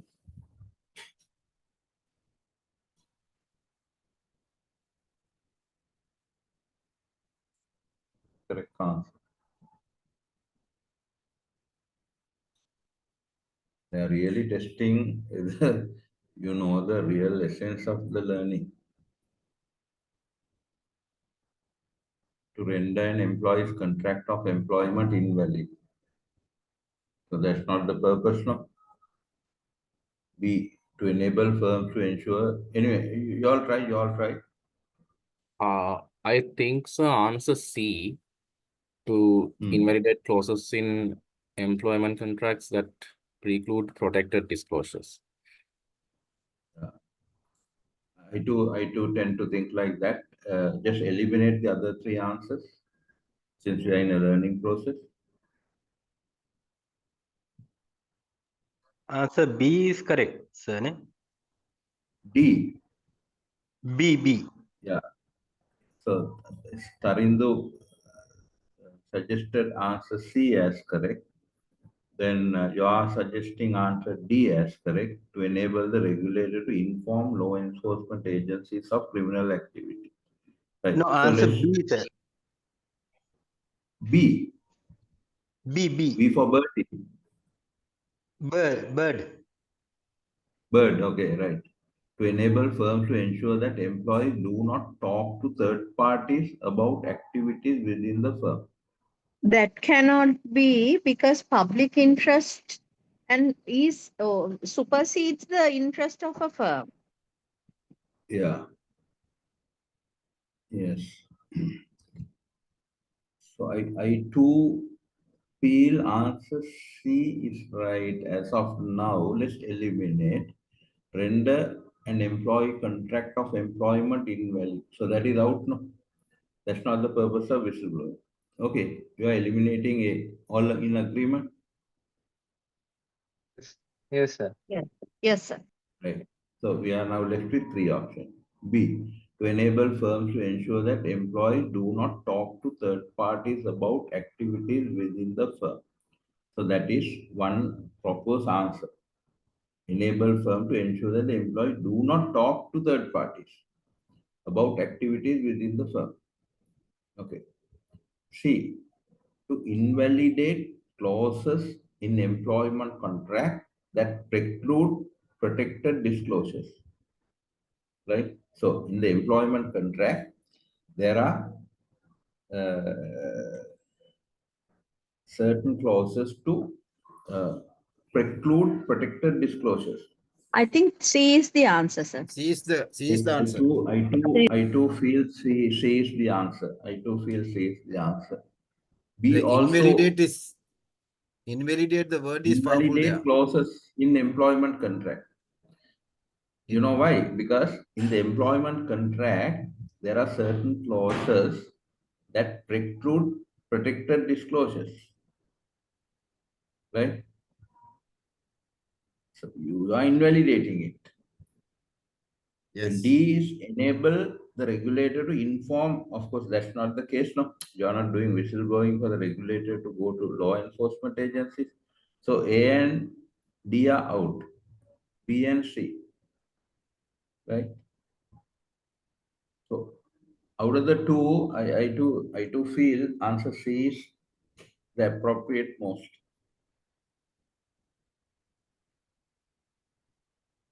Enable firms to ensure that employees do not talk to third parties.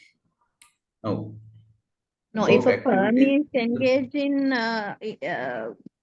activities that is uh, harming the public, then of course the employee is able to talk about it, sir. That's what I feel. Because so terrorism financing or whatnot, that kind of things would have to be taken up according to the Public Interest Disclosure Act. Yeah, right. So, taking all these facts into consideration, answer C looks more appropriate, no? Yeah, sir. Yes, sir. All on the same page, right? Right. Yeah. Let's move to the next. Let's move to the next. Which of the following is not a problem? When a financial advisor receives commission from the providers of the products he recommends, which is not a problem. A. Advisor could be tempted to place self-interest ahead of his responsibility to client. Which of the following is not a problem? Not a problem when financial advisor receives commission from providers of the product he recommends. Yes. Right. So when somebody receives commission, the advisor could be tempted to place self-interest ahead of, so it's a problem, right? It's a So problem. A is eliminated. B, the advisor may become more interested in the best commission rather than the most suitable product for the client. So that's True. also correct, That right? is So also we can eliminate B also. C, product providers may offer increasingly high commissions to make their product more attractive to advisors. So that can happen, but it creates a problem. Looks, then we are left with D. Let's see what D is. The client does not have to meet an upfront payment for the advice. The client does not have to meet an upfront payment for the advice. Yes. That is the correct So answer. that I think D that's is the the correct answer. answer. Is the D. correct answer. Correct, no? Said they should put question like this.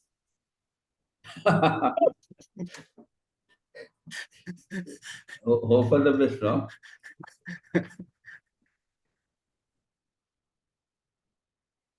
Yeah.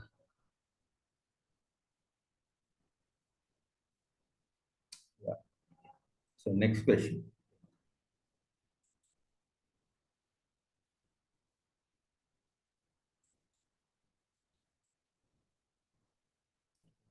Can somebody read it?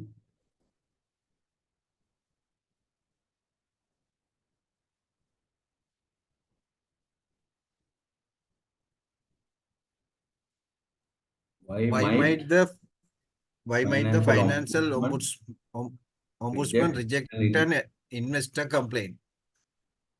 Yeah. A, the financial FOS has received too many complaints to handle them all. The FOS believes the amount involved is too large. The investor has waited for months before complaining to the FOS. The FOS believes the firm offered to the client was fair and reasonable. D. Answer D is should D. So you would love to have questions like this, I believe. Yes, Yes, of course. Right. Okay, no arguments. D is the right answer. Next question.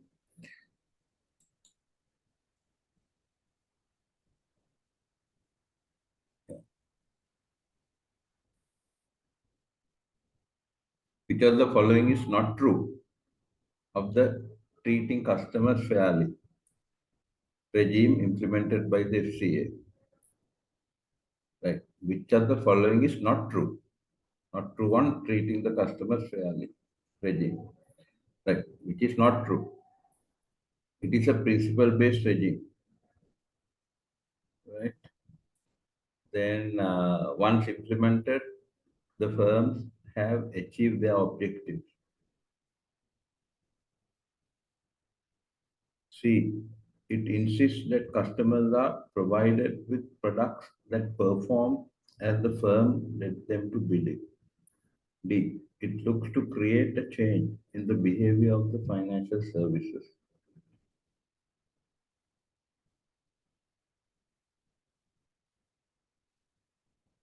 What is the answer? Not true, false. B, no, sir. We'll go from A to A downwards. It is a B. principle-based B. regime. Is correct, no? No? The principle-based regime, which is not true, no? Not true, so B. No, Like we'll go one by one down. So first is it's a principle-based regime, so it's correct. So it's not a not true thing. So we are eliminating. No, correct? No, which of the following is not true. So the treating customer fairly is a principle-based regime. So it is right. Correct? No, that's only. correct. I feel B is the answer, sir. Because Yeah. So we are eliminating. A is eliminated. B, once implemented, the firm have achieved their objectives. Once implemented, the firms have achieved their objectives. Okay, it looks acceptable. Move down. It insists that customers are provided with products that perform as the firm led them to believe. Which is true. That is also true. True. Yeah. D. It looks to create a change in the behavior of the financial services. That is also It's true. also true. Yeah. So then the obvious answer is B. B. No? Yeah. B is the answer. Once implemented, the firms have achieved their objectives. So you can't say because implementing alone is not going to solve the problem, no? Correct? Objective is to profit, no, sir, not to treat the customers fairly. The firm's objective is to. Which of the following is not true of the treating? Of course, now, okay, we have come to eliminate 3 and we have almost decided B is the answer. So let's further, do the dissections. Once implemented, the firms have achieved their objectives. It is not true. What is the reason? Why do we say it's not objective? Objective is a different thing. Objective is Okay. to profit, increase the revenue or the asset base or whatever. This It's a client. continuous process. Yeah, so that's correct. The Sunnis answer is right. In addition to that, the word once implemented, implementation does not mean everything is going to fall from the sky. It's not going to do. There are so many other things you need to do to get this done, right? It's a continuous process. And also the various, the behaviors and then the type of people that will also, those things will also have an impact on the final result. So you can't say once implemented, the firms have achieved their objective. So answer is B. Clear? So we need to look at the other dimensions also. Then you get a more, in-depth understanding about the subject matter. Next one. Which of the following is a requirement of the personal account dealing rules? I think we had a question, similar question before also, no? An employee can only trade through the firm they work for. Which of the following is a requirement of the personal account dealing rules? B. An employee can, is a requirement. Okay. An employee can trade through any firm as long as their own firm is aware and has granted permission. C. An employee can trade through any firm as long as they have notified the MLRO that they are doing so. D. An employee will be expected to trade in close period only. Which of the following is a requirement of the personal account dealing rules? I What are you think suggesting? answer B. B is the second answer. B. Yeah. So let's eliminate the rest. Let's first look at B. An employee can trade through any firm. I mean, even in Sri Lanka is allowed, as long as their own firm is aware and has granted permission. So that is correct, right? So let's see how we are eliminating the other three. An employee can only trade through the firm they work for. So that is not the requirement. Of course, there can be restriction, but it's not a main requirement. See, an employee can trade through any firm as long as they have notified the MLRO that they are doing so. MLRO is the money laundering reporting officer. So, as long as you report to the notify the MLRO, other things don't fall in line. So that's not the correct answer. There are other more than MLRO. There are other, the firm specific requirements are there. D, an employee will be expected to trade in close period only. So close period, you can't trade anyway, right? So therefore, the answer is an employee can trade through any firm as long as their own firm is aware and has granted permission. Agreed? All in agreement? B. Yeah. Right. Next question.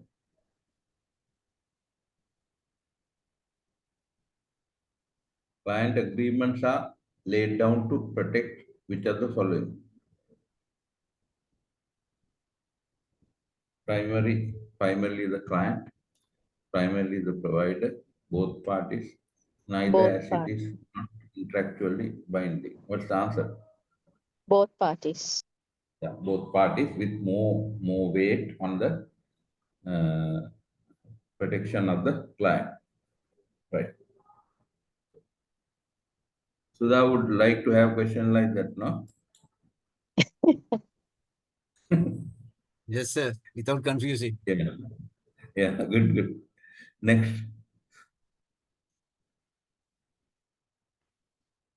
Yeah, read it.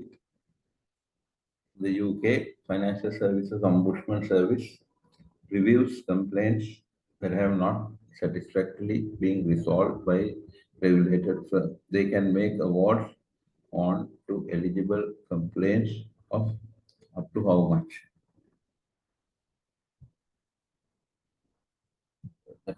I'm not very sure. What is the right answer? Can somebody browse it? So in terms of the numbers. But did we have this in our study material? Can't remember. Can anybody browse and see? Financial Service Ombudsman Services reviews complaints that have not been satisfactorily resolved. They can make awards onto eligible complaints. So, what is the maximum award the Financial Ombudsman in UK can award? That is the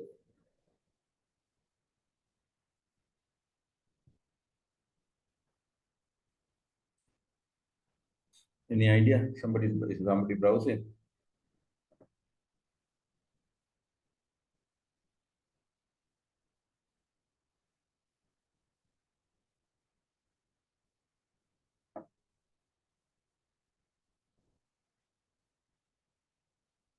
Is anybody attempting?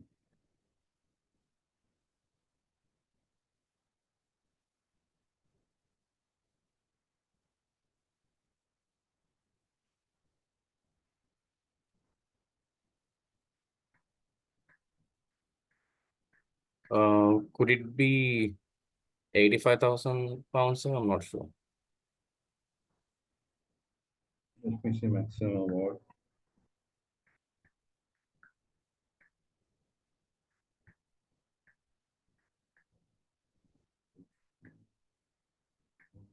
Sir, it seems to be, it has been revised in 2025. As of April 1st, 2025, the Financial Ombudsman Service in UK has updated its maximum compensation. 190,000. Hmm? Isn't it? 190,000 it says. 190,000. There are no answer as such, no?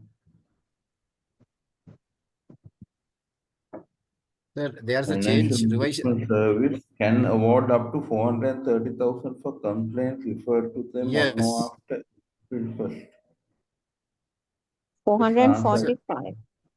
445,000 is going like that, sir, because the questions are very Yeah. old.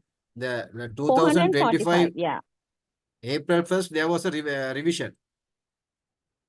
Yeah, so maybe the questions were framed prior to this. This probably must be standard questions. So as per what I saw through browsing, it says 430,000 pounds. Complaint referred to us on no after 1st April 2024 about Axon omissions by firms on no after 1st April 2019.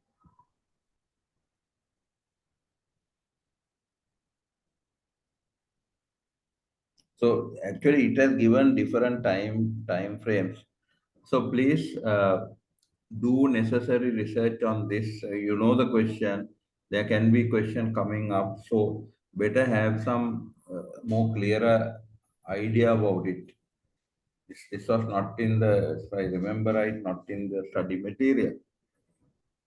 So get ready with the right answers. According to what I see here, depending on the period that it has been referred to them, amount vary, right? Sir, this means the complaints that have not satisfactorily been resolved by the regulated firms in, they will charge the firm and give the amount to the complaint, no? No, it's like this, Complainant. the ombudsman job is to resolve the issue by rather looking into the grievances or the facts provided by both sides. And in his opinion, he can always advise, right? Mainly with the customer protection being given the important most consideration. So if the firm is failing to obey, he can impose kind of a amount, right? Amount, To fine. be paid like a fine. I don't know whether you call it a fine, but in Sri Lanka, the financial ombudsman is not empowered to, levy fines. He can only Mm-hmm. try to find a amicable solution, but in UK procedure may be different, right? So let me also go through the notes again to see whether there's any clue to this effect.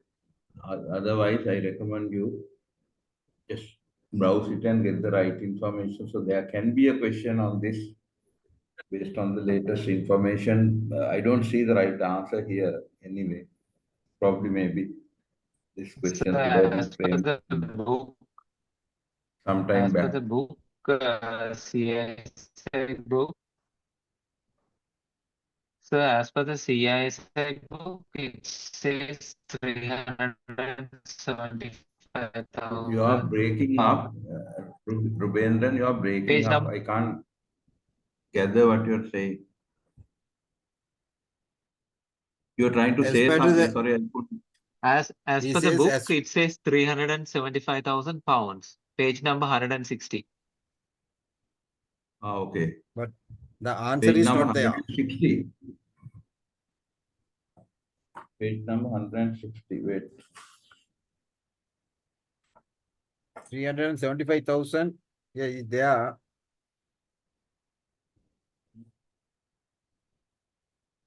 But that answer is not in this year. Hmm. Yeah. So you be guided by that. They are in your what do you call this? The study pack, right? So study pack gives the. I think the study pack is the latest publication. So probably it will carry the answers. So when it's in the publication, latest publication, go by that. Go by that, but still the answer is not here, right? So read that and then get to the true facts, because if there's a question, better know exactly the numbers for you to answer, right? So can you move to the next? So thanks for somebody giving that reference page 360. Please make a note and go through that. Okay. So next question.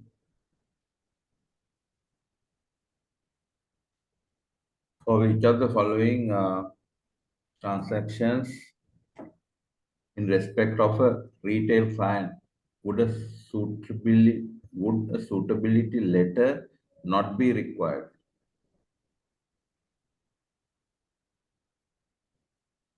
For which of the following transactions in respect of a retail client would a suitability letter not be required? Right. Suspense contributions to stakeholder pension scheme, effects to make income withdrawals, sells part of the holding, CIS enters into pension, opt out from the OPS, occupational pension scheme. 1 and 2, 1 and 3, 1 and 4, none of the above. which of the following transaction in respect of a retail client would a suitability letter not be required? Suitability letter. Suspense contribution to stakeholder pension scheme. Elect to make income withdrawal.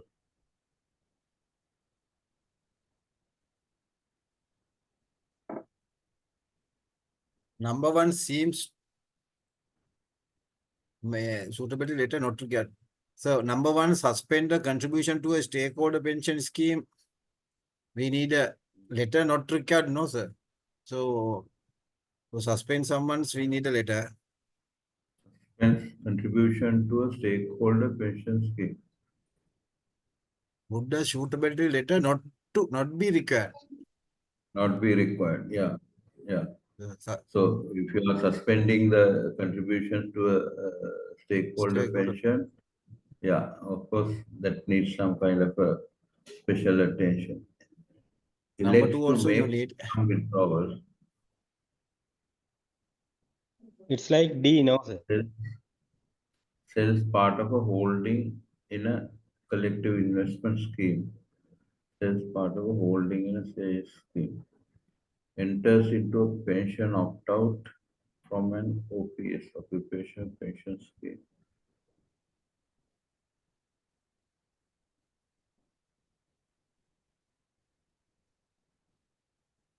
So where there's one, then we agreed, no, one is out. In Yes. respect of which of the following transaction suitable letter not be required. Elect to number two also seems out. So now first one we all agreed. The first one, suspense contribution to stakeholder pension scheme has a material impact, right? So would the suitability letter not be required? So therefore suitability letter will be required if that happens. So going down the answers, A has one, B has one, C also has one, right? D says none of the above, right? So D says none of the above means it looks the answer is D. Yes.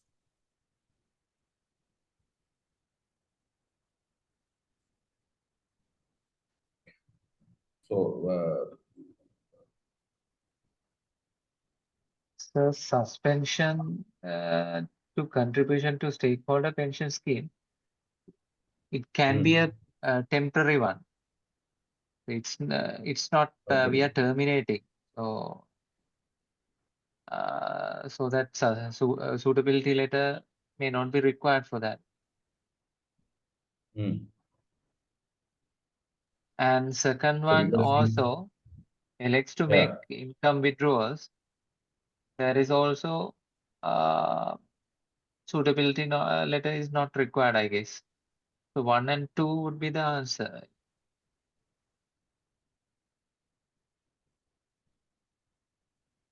okay, we can look at it this way, because if somebody suspends the contribution to a pension scheme, that can have an impact on the customer's status, no?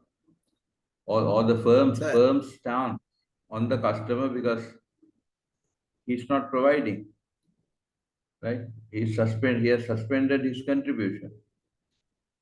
When he suspends his contribution, that can create an impact on the firm. So then a special suitability letter would be warranted, right?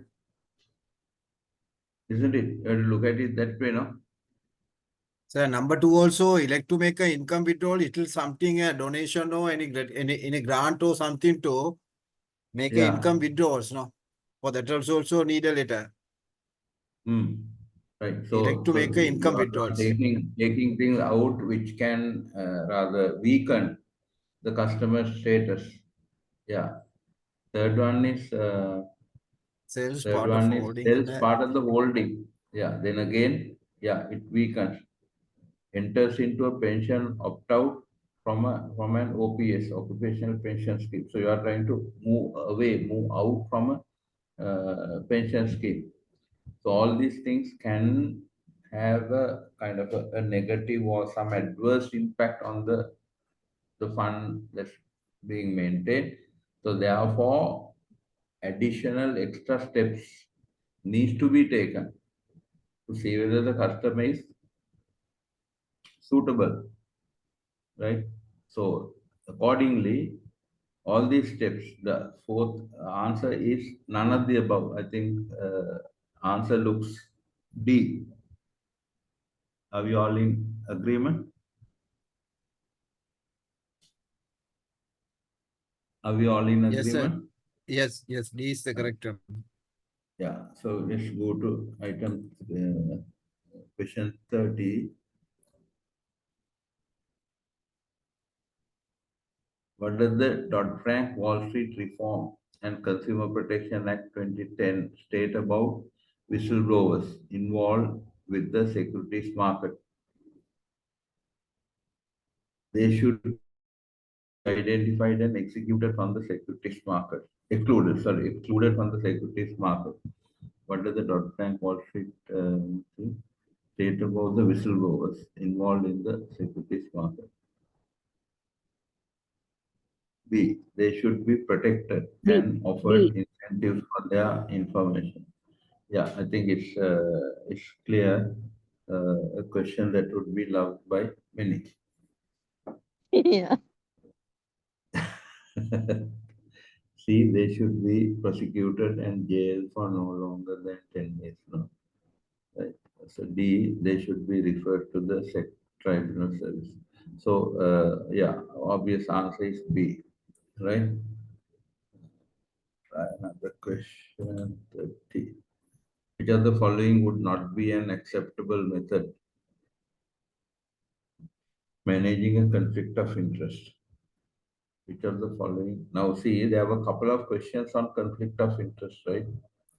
Couple of questions. So conflict of interest is something that you need to have a deeper, understanding. So mark these areas where there have been repeated questions, so you can pay or rather devote more time in getting real understanding about that area. Which of the following would not be acceptable method of managing conflict of interest? Disclosure of a conflict to the client, ensuring that employees abided by a written conflict of interest policy, implementing and monitoring Chinese walls. D. A. Ensuring that A. client A. trades A. are executed first when a conflict arises. So A looks correct. Let's eliminate the rest. Which of the following would not be an acceptable method of managing a conflict of interest? Not an acceptable method. I think Disclosure it's of a D. client. Right. Some say A. Other answer was B. D. D. D. Okay. A and D. Disclosure to a client is it acceptable under any circumstances, sir? Right. Now A and D. Let's see. Let's look at B. The question is once again, which of the following would not be an acceptable method of doing what? Managing a conflict of would not be. B is ensuring that employees abided by a written conflict of interest policy. So that's correct, no? Correct. It is correct. So therefore, it is not the answer. C, implementing and monitoring Chinese walls. So that's also is good to have implementing Chinese walls. So that's also correct. Then going back to D, ensuring that client trades are executed first when a conflict arises. Ensuring that client trades are executed first when a conflict arises. It This is not indicates that acceptable. it should be executed before the conflict. Yeah, so ensuring that the client's trades are executed first when a conflict arises. First. So if there's a conflict, do we have to execute it first? No, this is not. That won't be acceptable method, right? They're asking for a method. No, would not be an acceptable method of managing. Yeah, yeah. So A is disclosure of a conflict to the client. That is also not a thing to do. No? Yeah, it No, is we not don't. acceptable. Previously, also remember Mhm. we had this that we agreed that informing or disclosing the conflict to a client is not the right thing to do. So therefore, firstly, eliminating answer looks number D, fourth one, ensuring that the Okay. client trades are executed first when a conflict arises. So when there's a conflict, you don't have to do that transaction first, right? But when again going back to A, would not be an acceptable method of managing a conflict of interest. Disclosure of a conflict to the client.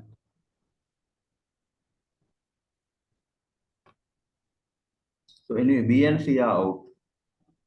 A and D, ensuring that client rates are executed first when a conflict I arises. think So that is wrong. D should be the answer, sir. D should be the Disclosure. answer. I also Yes, agree. sir. I also Yes. agree. D should be the answer.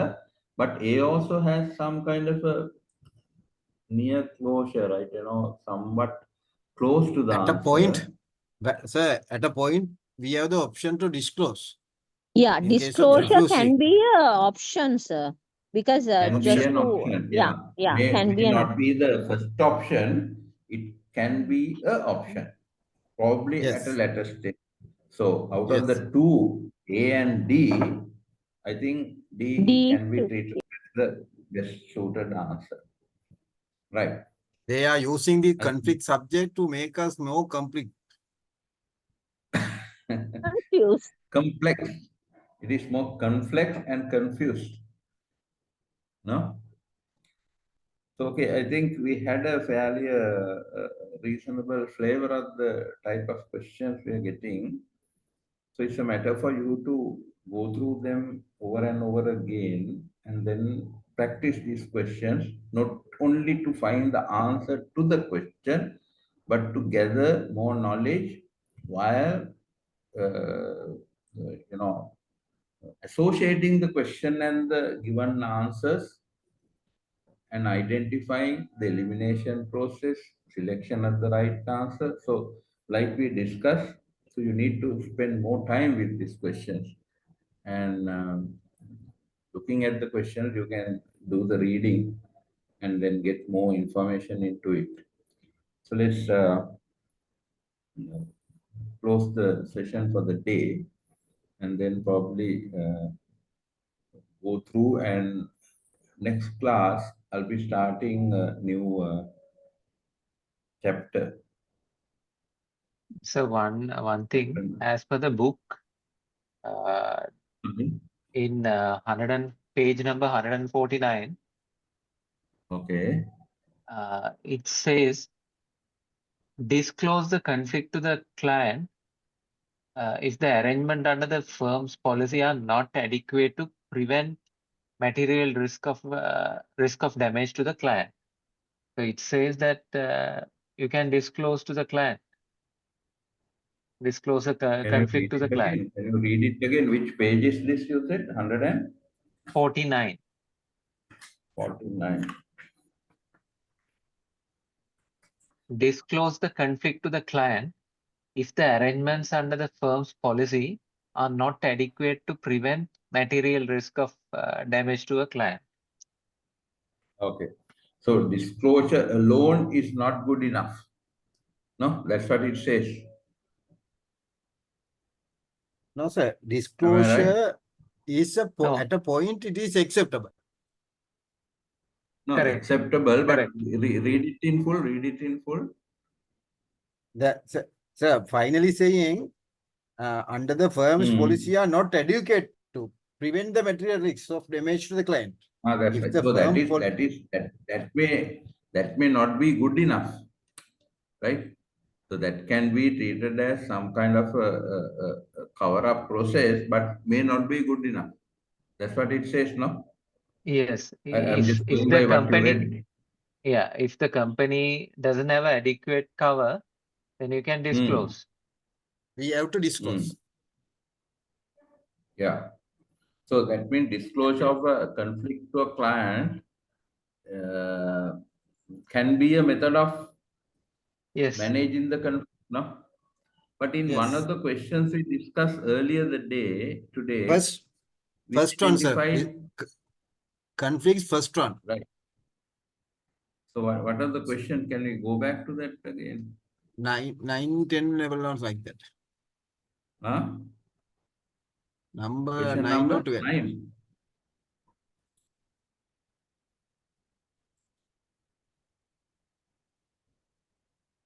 Yeah. Is it 9 or sir 12? 9.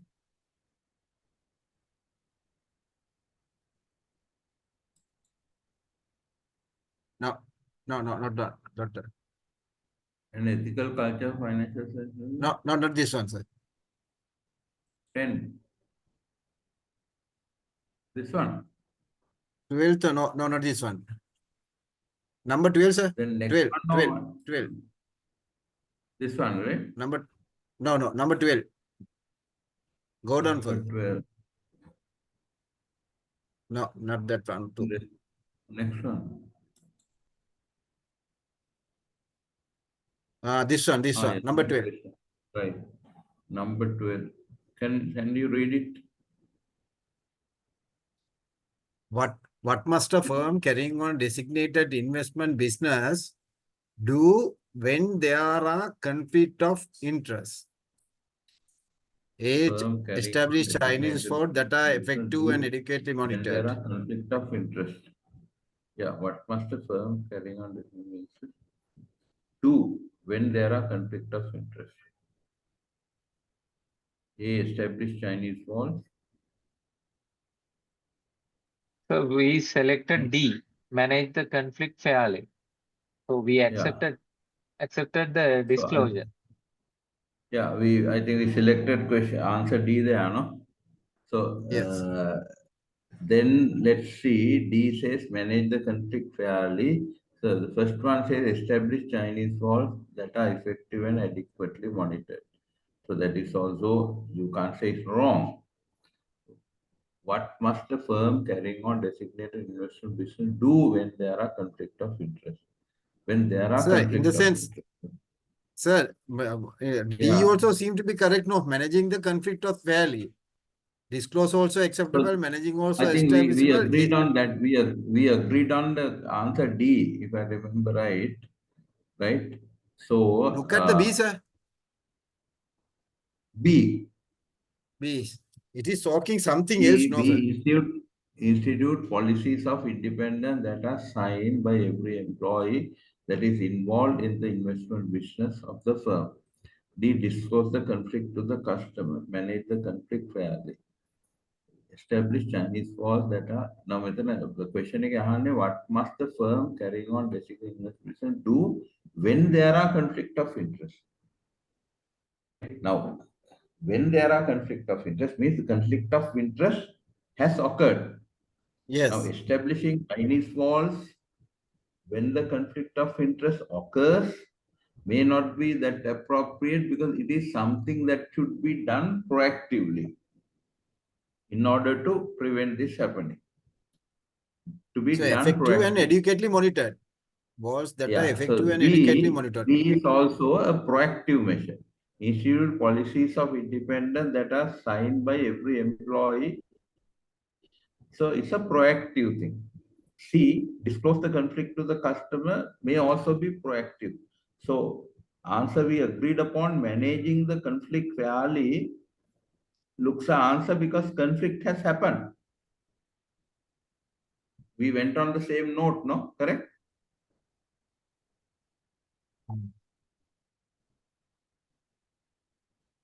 Is that right? Yes, sir. We Right. took that answer. So, D.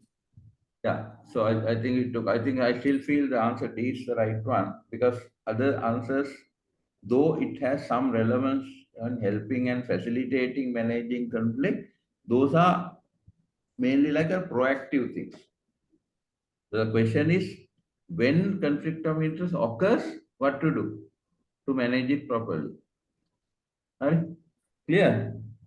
Yes, sir. There's a small doubt.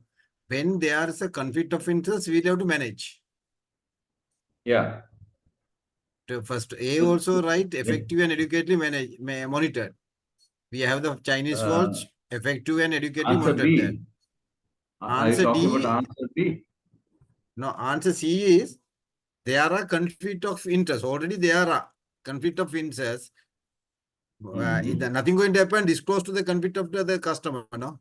I think C is the Yeah, answer. that's it. So C, third which one. is the answer? D. No, C. third one, sir. C. Third one is C, no?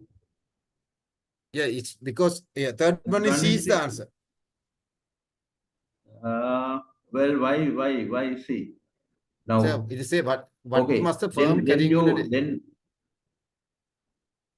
there are conflict of interest.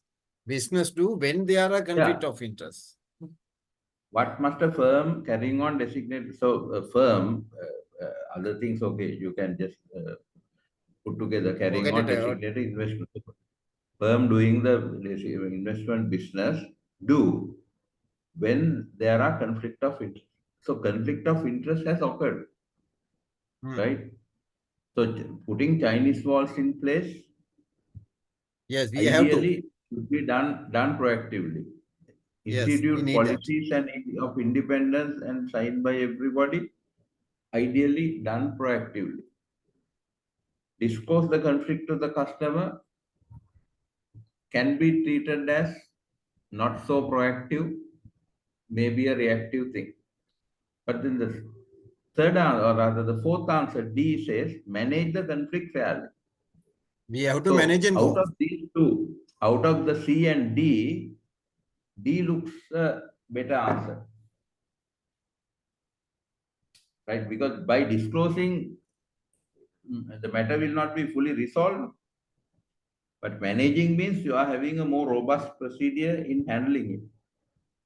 So I feel answer D is right there. Yeah. Okay, Better no? answer is D. Yeah. Better answer is D. Yeah. Okay, then let's stop for the day. Okay, sir. And we will catch up next week. Thank you, And sir. I will start on Thank you, sir. Thank you, sir. Good night. The chapter. Right. Good night. Okay, thank you, sir. Good night. Good night.